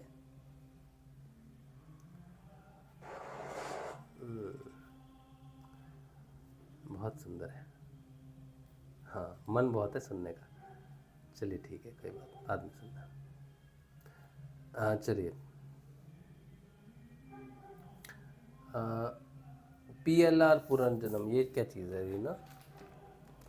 चलो, तो भगवान ब्रह्मा जी भगवान श्री कृष्ण को जिस नाम से बुला रहे हैं ना, उस शब्द पर ही मेरी स्मृति, श्रुति, या जिसे बोलते हैं सुरती, अटक गई है। तो वो शब्द है श्यामलो, श्यामल। तो ब्रह्मा जी कहते हैं, आपका यह शरीर वर्षाकालीन मेघ के समान श्यामल है। जैसे बादल छा जाते हैं, काले हो जाते हैं ना, मेघा पूरे काले नहीं होते, बस उसमें हल्की हल्की सी श्यामल छटा होती है, घटा। कितना सुंदर लगता है ना वो वेदर, बारिश, मोर नाचने लगते हैं, है ना। तो बादलों का जैसा स्वरूप होता है, वैसा ही आपका स्वरूप है, ब्रह्मा जी कह रहे हैं। इस पर स्थिर बिजली के समान झिलमिल झिलमिल करता हुआ पीताम्बर शोभा पाता है। आपके गले में घुंघची की माला, कानों में मकराकृति कुंडल तथा सिर पर मोर पंख का, ये देखिए मोर पंख है मेरे पास।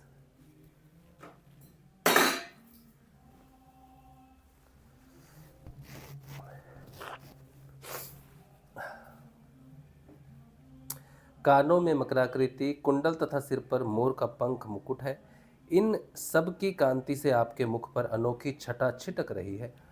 वक्ष स्थल पर लटकती हुई वनमाला और नन्ही सी हथेली पर दही भात का कौर, बगल में बेंत और सींग तथा कमर में फेंट में आपकी पहचान बताने वाली बांसुरी शोभा पा रही है। आपके कमल से सुकमल परम सुकुमार चरण और वह गोपाल बालक का सुमधुर भेष, मैं और कुछ नहीं जानता, बस मैं तो इन्हीं चरणों पर निछावर हूँ। स्वयं प्रकाश परमात्मन आपका यह श्री विग्रह भक्त जनों की लालसा अभिलाषा पूर्ण करने वाला है। यह आपकी चिन्मयी इच्छा का मूर्तिमान स्वरूप मुझ पर आपका साक्षात कृपा प्रसाद है। मुझे अनुग्रहित करने की सुंदर, अति सुंदर, मुझे अनुग्रहित करने के लिए ही आपने इसे प्रकट किया है। कौन कहता है कि यह पंचभूतों की रचना है? प्रभु, यह तो अप्राकृत शुद्ध सत्व में है। मैं या और कोई समाधि लगाकर भी आपके इस सच्चिदानंद विग्रह की महिमा नहीं जान सकता।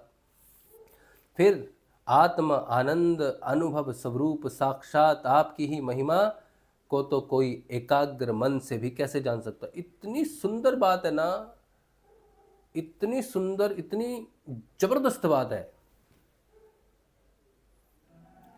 जो ये सोचते हैं कि भगवान सगुण साकार हैं, या जो ये सोचते हैं कि भगवान निर्गुण है, निराकार है, उनका कोई स्वरूप नहीं है, तो ये बात आप ब्रह्मा जी को मत बोल देना।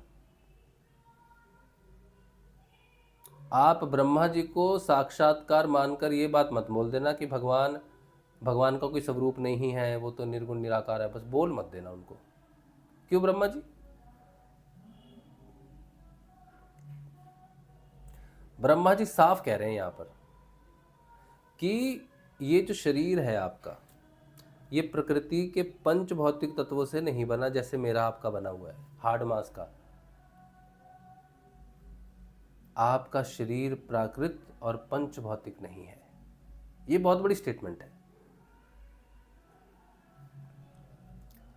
कहते हैं प्रभु, यह तो अप्राकृत शुद्ध सत्व में है। मैं या और कोई समाधि लगाकर भी, ब्रह्मा जी कहते हैं मैं समाधि लगाकर भी आपके इस सच्चिदानंद विग्रह की महिमा नहीं जान सकता, तो बाकियों की तो बात ही क्या है। हाय, कितना बोल दिया। प्रभु, जो लोग ज्ञान के लिए प्रयत्न ना करके अपने स्थान में ही स्थित रहकर केवल सत्संग करते हैं, सुंदर, अति सुंदर। हाय हाय हाय हाय हाय, कितने रहस्य खोलोगे ब्रह्मा जी। एक स्तुति में उसके पहले चरण में ब्रह्मा जी ने जो रहस्य खोले हैं, कहते प्रभु, जो लोग ज्ञान के लिए प्रयत्न ना करके अपने स्थान में ही स्थित रहकर केवल सत्संग करते हैं और आपके प्रेमी संत पुरुषों के द्वारा गाई हुई आपकी लीला कथा का जो उन लोगों के पास रहने से अपने आप सुनने को मिलती है, शरीर वाणी और मन से विनयावनत होकर सेवन करते हैं, यहाँ तक कि उसे ही अपना जीवन बना लेते हैं, उसके बिना जी ही नहीं सकते प्रभु। यद्यपि आप पर त्रिलोकी में कोई कभी विजय नहीं प्राप्त कर सकता, फिर भी वे जो ये सब कर रहे हैं, कौन? सत्संग कर रहे हैं, आपकी बातें कर रहे हैं, आपकी बातें ही उनका जीवन है, वो आप पर विजय प्राप्त कर लेते हैं। जय हो जय हो जय हो जय हो जय हो जय हो जय हो नंद गोपाल जी। हाय, प्रभु हार गए। हाय, हे हरिहर मैं हार के आया। एक भजन है, बहुत सुंदर भजन है। किसका भजन? हरिओम, हरिओम बोल के उनका नाम है, हरिओम, क्या नाम है मुझे, हरिओम तीरथ पता नहीं ऐसा कुछ, उनका एक भजन है। हे हरिहर मैं हार के अब क्या हार चढ़ा। बाहर मेरा ना एक गाना चल रहा है, एक्चुअली यहाँ प्रोग्राम चल रहा है, मेरा कंसंट्रेशन गाने के लिए बन नहीं रहा।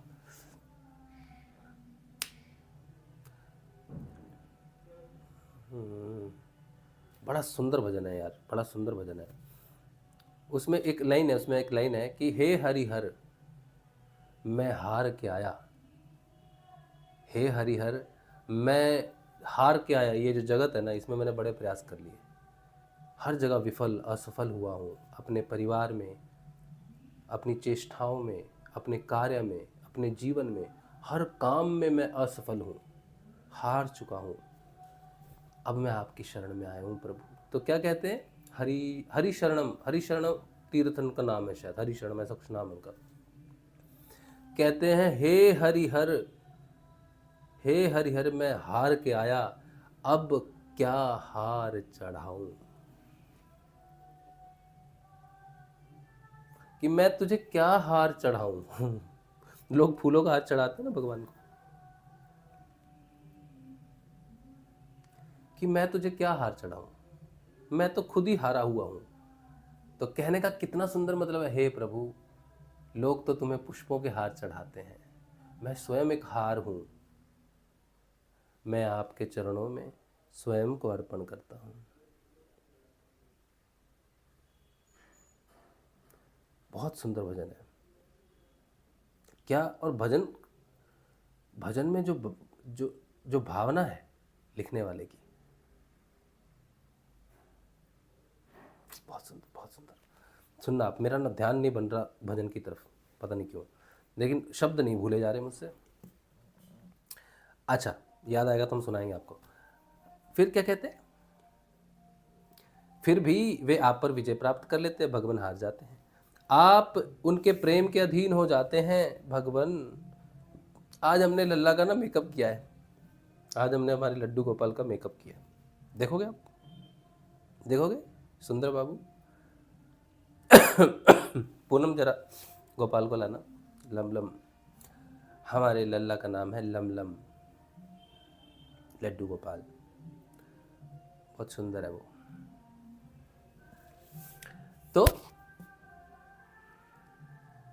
तो आप उनके प्रेम के अधीन हो जाते हैं।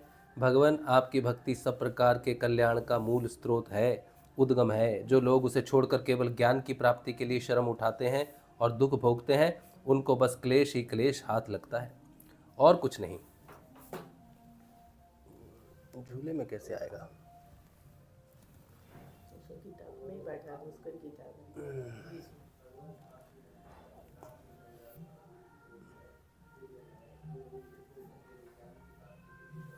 देखो जी,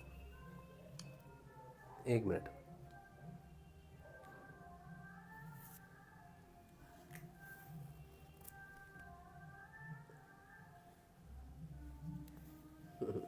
सुंदर है ना? देखो, ये सब तुम्हारी बात सुन रहे बैठकर, अच्छे से देख लो कौन कौन है, देख लिए? चलो टोपी पहन लो, ठंडा लग जाए ना, टोपी मास्टर। एक आंख से मत देखो सबको।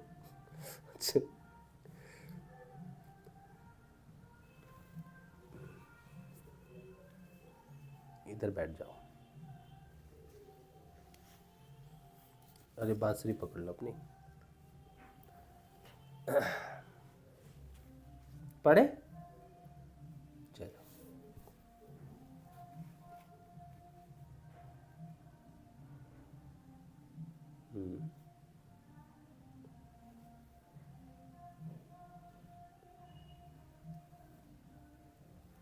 चलो, तो भगवान आपकी भक्ति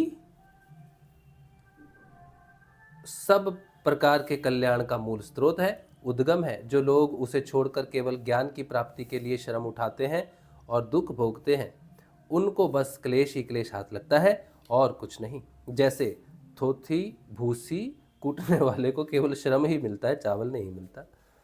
हे अच्युत, हे अनंत, इस लोक में पहले भी बहुत से योगी हो गए हैं, जब उन्हें योग आदि के द्वारा आपकी प्राप्ति ना हुई, तब उन्होंने अपने लौकिक और वैदिक समस्त कर्म आपके चरणों में समर्पित कर दिए।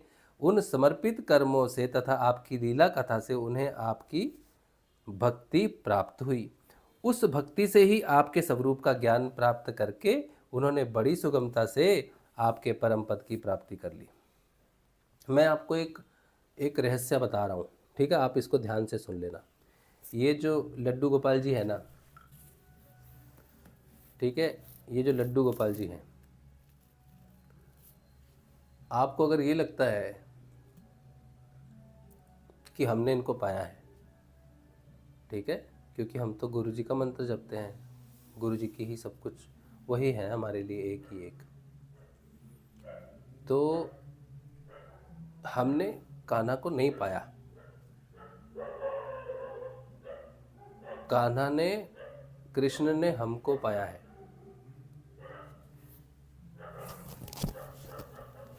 ये हम इन्हें नहीं लाए, ये आए हुए हमारे लिए। और हम लड्डू गोपाल जी की सेवा करते ऐसा नहीं है, हम तो साधना कर रहे थे, हम तो गुरु का दिया नाम जप पर ध्यान कर रहे थे।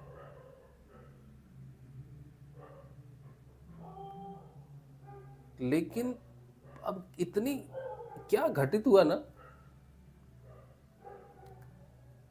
कि वो एक इनके स्वरूप में ये ऐसे प्रकट हो गया। मुझे समझ नहीं आ रहा कुछ कि मैं क्या बोलूं। बस मैं ये बताना चाहता हूं आपको कि लड्डू गोपाल वृंदावन में नहीं मिलते, ना ही द्वारका जी में मिलते हैं, ना ही जगन्नाथ जी में मिलते हैं, ना ही अन्य किसी भी स्थान पर मिलते हैं। ये कहीं भी नहीं मिलते। इन्हें ढूंढ लो, अकाल पताल पसोस खसोस मसोस सब जगह ढूंढ लो, ये कहीं नहीं मिलेंगे आपको। इन्हें ढूंढना असंभव है। असंभव है मतलब किसी के बस का नहीं है। ब्रह्मा जी इस समय स्तुति कर रहे हैं ना, ब्रह्मा जी के बस में नहीं है इनको ढूंढना। तो जो गुरु के प्रति एकनिष्ठ होता है, जो गुरु के प्रति एकनिष्ठ होता है, जिससे गुरु प्रसन्न होते हैं, उसी को ये प्राप्त होते हैं। ये कोई विग्रह नहीं है, ये चेतना है, प्राण है। और किसके हैं पता है? हमारे हैं। तो हमारा प्राण तो इस शरीर में होना चाहिए जो शरीर हमने लिया हुआ है, लेकिन ऐसा नहीं है। हमारे प्राण इसमें है। तो अगर इसमें कोई प्राण प्रतिष्ठा है, अगर ये कोई मेरा संबंधी है, अगर ये कृष्ण है या जो भी है, तो इसमें जो है वो हम हैं। और हमारा जो विग्रह है ये उसमें ये है, इसके प्राण है। ये एक्सचेंज मैटर है। समझ रहे हो मैं क्या बोल रहा हूँ आपको? तो ये लड्डू गोपाल को लेके आप पूजा पाठ करोगे, ये करोगे, हम श्रीमद् भागवत पढ़ रहे हैं इसलिए हमारे पास लड्डू गोपाल है, ये उल्टा है। ये उल्टा है। हमारे पास गुरुदेव हैं इसलिए श्रीमद् भागवत है। श्रीमद् भागवत भी शरीर है, अक्षर का शरीर, अक्षर रूपी शरीर है, इन्हीं का है। और ये जो शरीर है ये भी इन्हीं का है, ये पंचभौतिक है। लेकिन वो जो सब में है उसका भी एक श्यामल शरीर है, जिसे ब्रह्मा जी कह रहे हैं कि उसे पाना संभव है। वही वो शरीर जब मिल जाता है किसी को, तो हर शरीर में उसको व्याप्त पाया जा सकता है। उसको ढूंढोगे तो मिलेगा नहीं, लेकिन हर जगह उसको पाया जा सकता है, ढूंढा जा सकता है। मैंने अभी तक आपको जो कुछ भी बताया एक पागलपन है, जब पागल बनती है, या बिन सिर पैर की बातें, ठीक है, जिन्हें हम समझा नहीं सकते आपको। लेकिन बस इतना बोल रहे हैं कि ये लड्डू गोपाल नहीं है, ये हमारे प्राण हैं।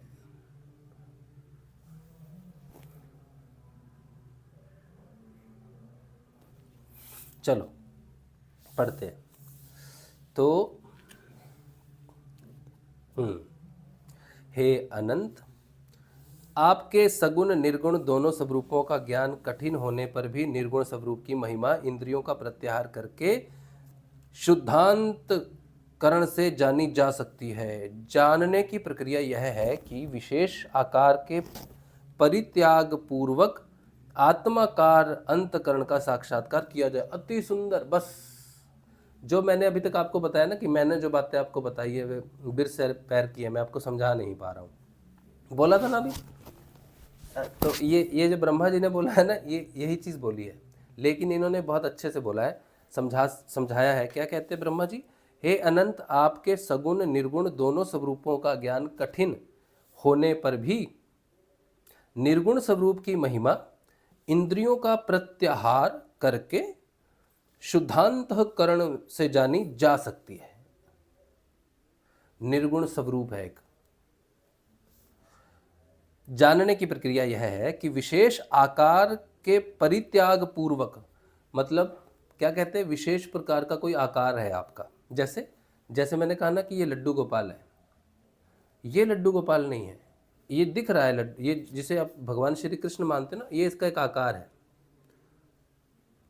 ये इनका एक आकार है, एक चेहरा है। टोपी थोड़ी सी पीछे कर लो बूबू।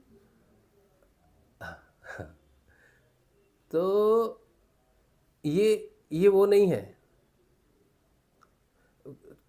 ब्रह्मा जी क्या कह रहे हैं कि विशेष प्रकार के आकार को त्याग कर आत्म रूप से उसके आकार को जाना जा सकता है। तो वो क्या है जो विशेष प्रकार से कि ये मेरा भगवान है, कृष्ण ही मेरा भगवान है, राम ही मेरा भगवान है, ये गुरु जी का शरीर है, यही मेरा भगवान है ना, ये देवी का शरीर है, ये काली का है, ये है, वो बोलते ना हमारे ईष्ट हैं, हमारे देव हैं, हमारे कुल हैं, ये पता नहीं क्या क्या बोलते हैं, तो हमारे यही हैं, हम तो इन्हीं को मानते हैं, यही विग्रह है, मानते ना।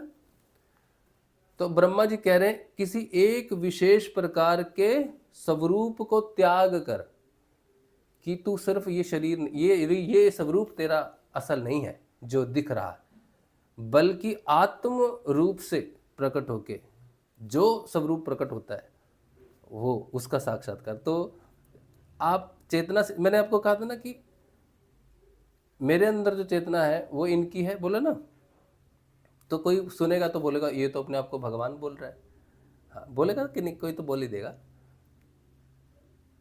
लेकिन भगवान श्री कृष्ण ने गीता में कहा है कि जो जीवात्मा है वो मेरा ही अंश है। तो भगवान को अगर जीवात्मा के रूप में किसी ने पहचान लिया तो वो जीवात्मा तो सब में है। तो ब्रह्मा जी कह रहे हैं विशेष आकार का परित्याग पूर्वक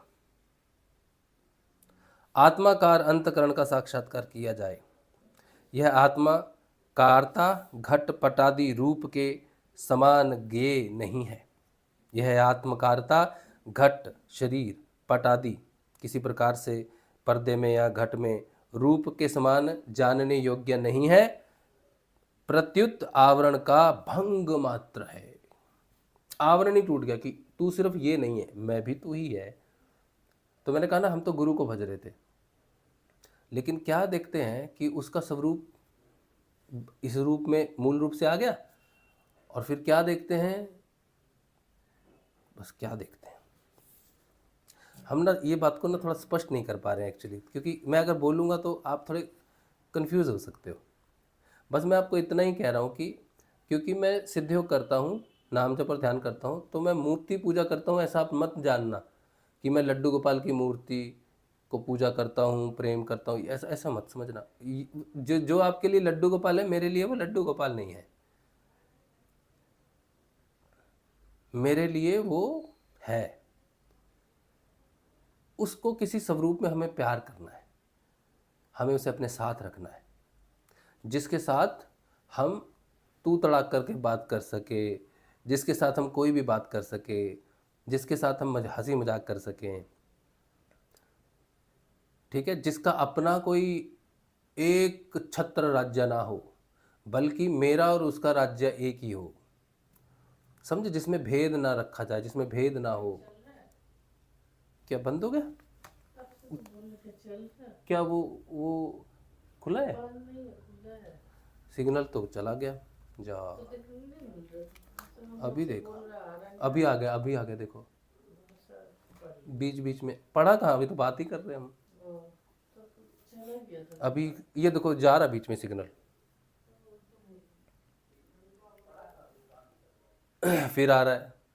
वो खुला है तो गेट, उसका गेट खुला है अभय का, तो यहाँ पर सिग्नल बंद हो जा रहा बीच बीच में। अच्छा, सिग्नल बीच में थोड़ी सी डिस्टर्बेंस कर रहा होगा, आप चिंता मत करो, आज तो हम बहुत धीरे पढ़ रहे हैं तो कुछ ज़्यादा मैटर आपका मिस नहीं होगा, ठीक है। हाँ, लेकिन बहुत सुंदर है ये जो पढ़ रहे हैं। हम्म। हे अनंत, आपके सगुण निर्गुण दोनों स्वरूपों का ज्ञान कठिन होने पर भी निर्गुण स्वरूप की महिमा इंद्रियों का प्रत्याहार करके शुद्धांतकरण से जानी जा सकती है। जानने की प्रक्रिया यह है कि विशेष आकार के परित्याग पूर्वक आत्माकार अंतकरण का साक्षात्कार किया जाए। यह आत्मकारता घट पटादि रूप के समान ज्ञेय नहीं है, प्रत्युत आवरण का भंग मात्र है। ये सिग्नल क्यों हो रहा है ऐसा?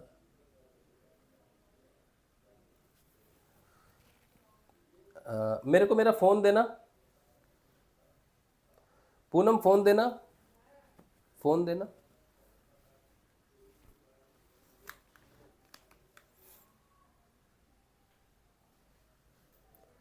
फोन देना जरा, फोन का इंटरनेट से चला लेते हैं।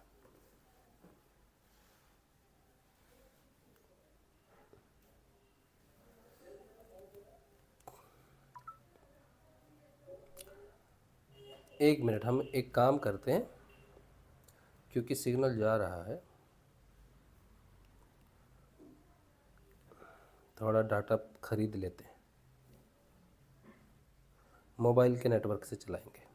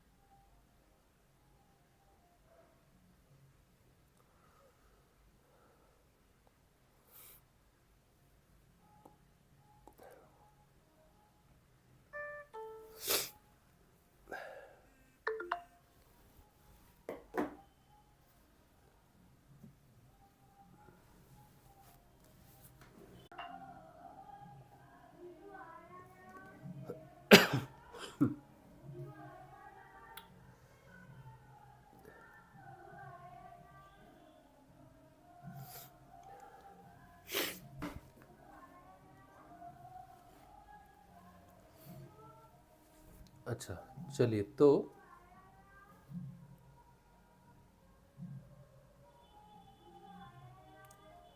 अभी हम वेट कर रहे हैं। वो है, उसको किसी स्वरूप में हमें प्यार करना है, हमें उसे अपने साथ रखना है, जिसके साथ हम तू तड़ाक कर भी बात कर सके, तो ये जिसके साथ हम कोई भी बात कर सके, जिसके साथ हम हंसी मजाक कर सके। चल रहा है अभी? हाँ, आ गया होगा, अभी देखो आ गया होगा, जिसके साथ अभी चल रहा होगा, देखो अभी चल रहा है। आप ना मुझे, मैंने अभी नेटवर्क चेंज किया है, मोबाइल नेटवर्क पे डाल दिया है, क्योंकि ब्रॉडबैंड जो है ना वो थोड़ी सी समस्या कर रहा है, तो हमने उसको मोबाइल पे डाल दिया है। तो थोड़ी सी डिस्टर्बेंस आई होगी आपको बीच में, तो आप मुझे, अगर अभी आपको दिख रहा है ना, तो आप मुझे मैसेज करो, हम थोड़ा सा रिपीट कर देंगे, थोड़ा सा पीछे से। मेरे यहाँ तो दिखा रहा है सिग्नल ठीक आ रहा है। अब देखो, जैसे ही आ जाएगा मुझे बता देना, तो मैं शुरू करूँगा। देखो अभी आ गया होगा, आ गया ना? हाँ। तो जब तक हमको कोई मैसेज नहीं आता तब तक हम वेट करेंगे, ठीक है? क्योंकि मेरे यहाँ तो चल रहा है, दिखा रहा है मेरे को।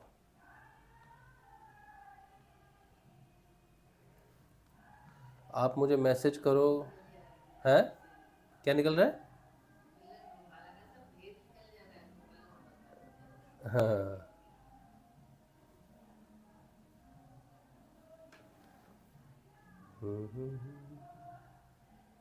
जब आ जाएगा हमको बताना, हाँ, नहीं तो रीस्टार्ट करना पड़ेगा।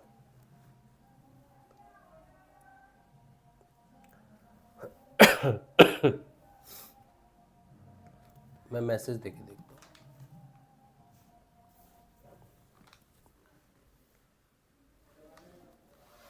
आ गया, चलो चलो ठीक है। चलो आवाज़ तो आ गई है, आ गया होगा।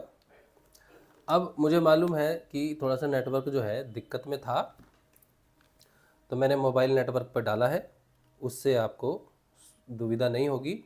तो हम थोड़ा सा पीछे से रिपीट कर दे रहे हैं, वाला शुरू करना पड़ेगा हमको। आज नेटवर्क बहुत बदमाशी कर रहा है, देखो उस पे भी मोबाइल पे भी ब्लैक हो जा रहा है, लाल हो जा रहा है।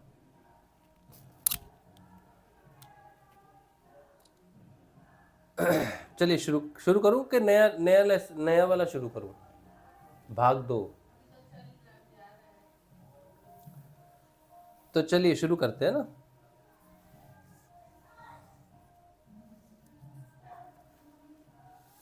लेकिन जब तक मुझे मैसेज ना आए कोई, तो मैं कैसे आगे बढ़ूं? चल रहा है, ठीक है ठीक है ठीक है। ऐसे सरा ठीक चल रहा है, ठीक है।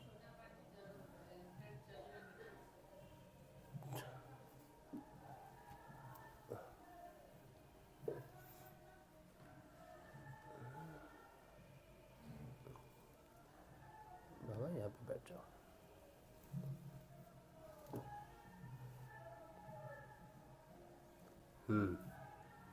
चलो शुरू करते हैं, आ रहा है।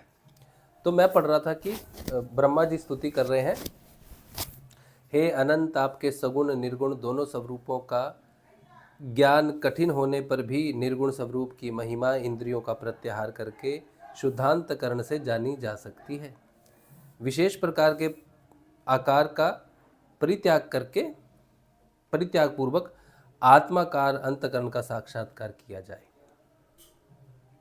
यह आत्मकारता घटपटादि रूप के समान ज्ञेय नहीं है, प्रकृत आवरण का भंग मात्र है।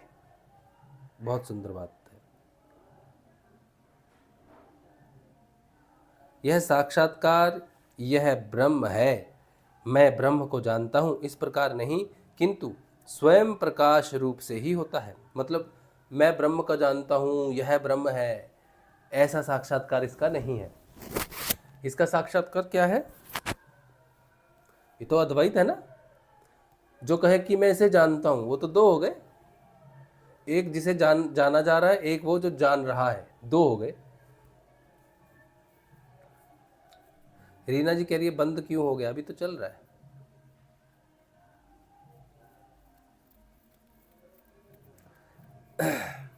कोई बात नहीं, मेरे यहाँ तो चल रहा है, मैं इसको कंटिन्यू करता हूँ। इन केस कोई समस्या होती है कि नहीं चल रहा होगा, मैं रिपीट देखूंगा इसको, तो कल हम इसको रिपीट कर देंगे, हम पूरा अध्याय इसको रिपीट भी कर देंगे, चिंता का विषय नहीं है, ठीक है। लेकिन अभी चल रहा है तो कुछ चलने दो। तो बड़ी सुंदर बात कही कि वो स्वयं स्वरूप में होता, कि जैसे मैंने कहा ना आपको कि मेरे अंदर जो है वो यही है, और इसके अंदर जो है वो मेरे प्राण है, बोला था ना आपको, अगर वहाँ पर नेटवर्क ख़राब नहीं हुआ था। तो ब्रह्मा जी कह रहे हैं कि ऐसे ही है, स्वयं स्वरूप प्रकाश रूप में हुई होता है। परंतु भगवान, जिन समर्थ पुरुषों ने अनेक जन्मों तक परिश्रम करके पृथ्वी का एक एक परमाणु जिन समर्थ पुरुषों ने अनेक जन्मों तक परिश्रम करके पृथ्वी का एक एक परमाणु, आकाश का हिमकण, ओस की बूंदें तथा उसमें चमकने वाले नक्षत्र एवं तारों तक को गिन डाला है, उनमें भी भला ऐसा कौन हो सकता है जो आपके सगुण स्वरूप के अनंत गुणों को गिन सके? हे प्रभु, आप केवल संसार के कल्याण के लिए ही अवतीर्ण हुए हैं। सो भगवान, आपकी महिमा का ज्ञान तो बड़ा ही कठिन है। इसलिए जो पुरुष क्षण क्षण पर बड़ी उत्सुकता से आपकी कृपा का ही भली भांति अनुभव करता रहता है और प्रारब्ध के अनुसार जो कुछ सुख या दुख प्राप्त होता है उसे निर्विकार मन से भोग लेता है। बहुत सुंदर बात है। एवं जो प्रेम पूर्ण हृदय, गदगद वाणी और पुलकित शरीर से अपने को आपके चरणों में समर्पित करता रहता है, इस प्रकार जीवन व्यतीत करने वाला पुरुष ठीक वैसे ही आपके परम पद का अधिकारी हो जाता है, जैसे अपने पिता की संपत्ति का पुत्र स्वयं ही अधिकारी हो जाता है।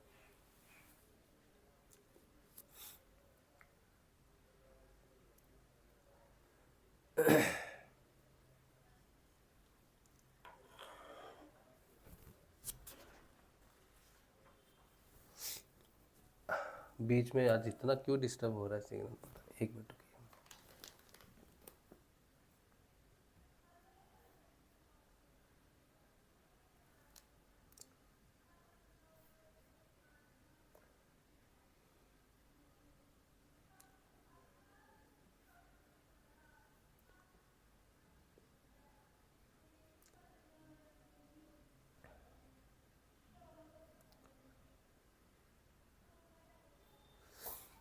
एक काम करते हैं, ठीक है, आज हम पूरा अध्याय नहीं पढ़ते हैं, आज हम इतना ही पढ़ते हैं, क्योंकि सिग्नल तो नहीं आ रहा है, तो पूरा पढ़ेंगे और कईयों को तो सुनने नहीं मिलेगा। लोग तो रोज़ सुनते हैं ना, साधक है जो रोज़ सुनते हैं, तो जो रोज़ सुनते हैं उनका तो भैया, उनको तो बड़ा दुख होगा भैया आज कैसे बंद हो गया। तो हम एक काम करते हैं, हम ये वाला सेशन बंद कर देते हैं, ये वाला सत्संग यहीं पर रख देते हैं आधा पढ़कर। कोशिश करते हैं कि दूसरा जो सेशन है वो शुरू किया जाए, ठीक है, दूसरा सेशन शुरू करते हैं। और या नहीं कर पाए, सिग्नल का प्रॉब्लम रहा, तो ये तो मैंने पढ़ लिया, इसको हम रिपीट कर लेंगे क्योंकि बहुत सुंदर अध्याय है, बहुत सुंदर अध्याय है, ठीक है। तो कल भी इसको पूरा पढ़ लेंगे, ठीक है। आप मुझे मैसेज दो। हाँ,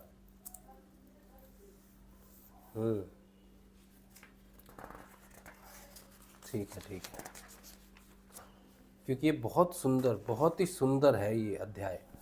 तो इसका हम थोड़ा सा क्षणिक आज हमने अध्ययन किया है, बाकी हम कल कर लेंगे अध्ययन, ठीक है। या फिर हम कोशिश भी, अब तो बहुत लेट भी हो गए हैं ना, तो आज के लिए इतना ही अध्ययन करते हैं ना, ठीक है। चलो, आज का इतना ही अध्ययन है, और 13 तारीख को, कल को हम इसको आगे पढ़ेंगे। चलिए,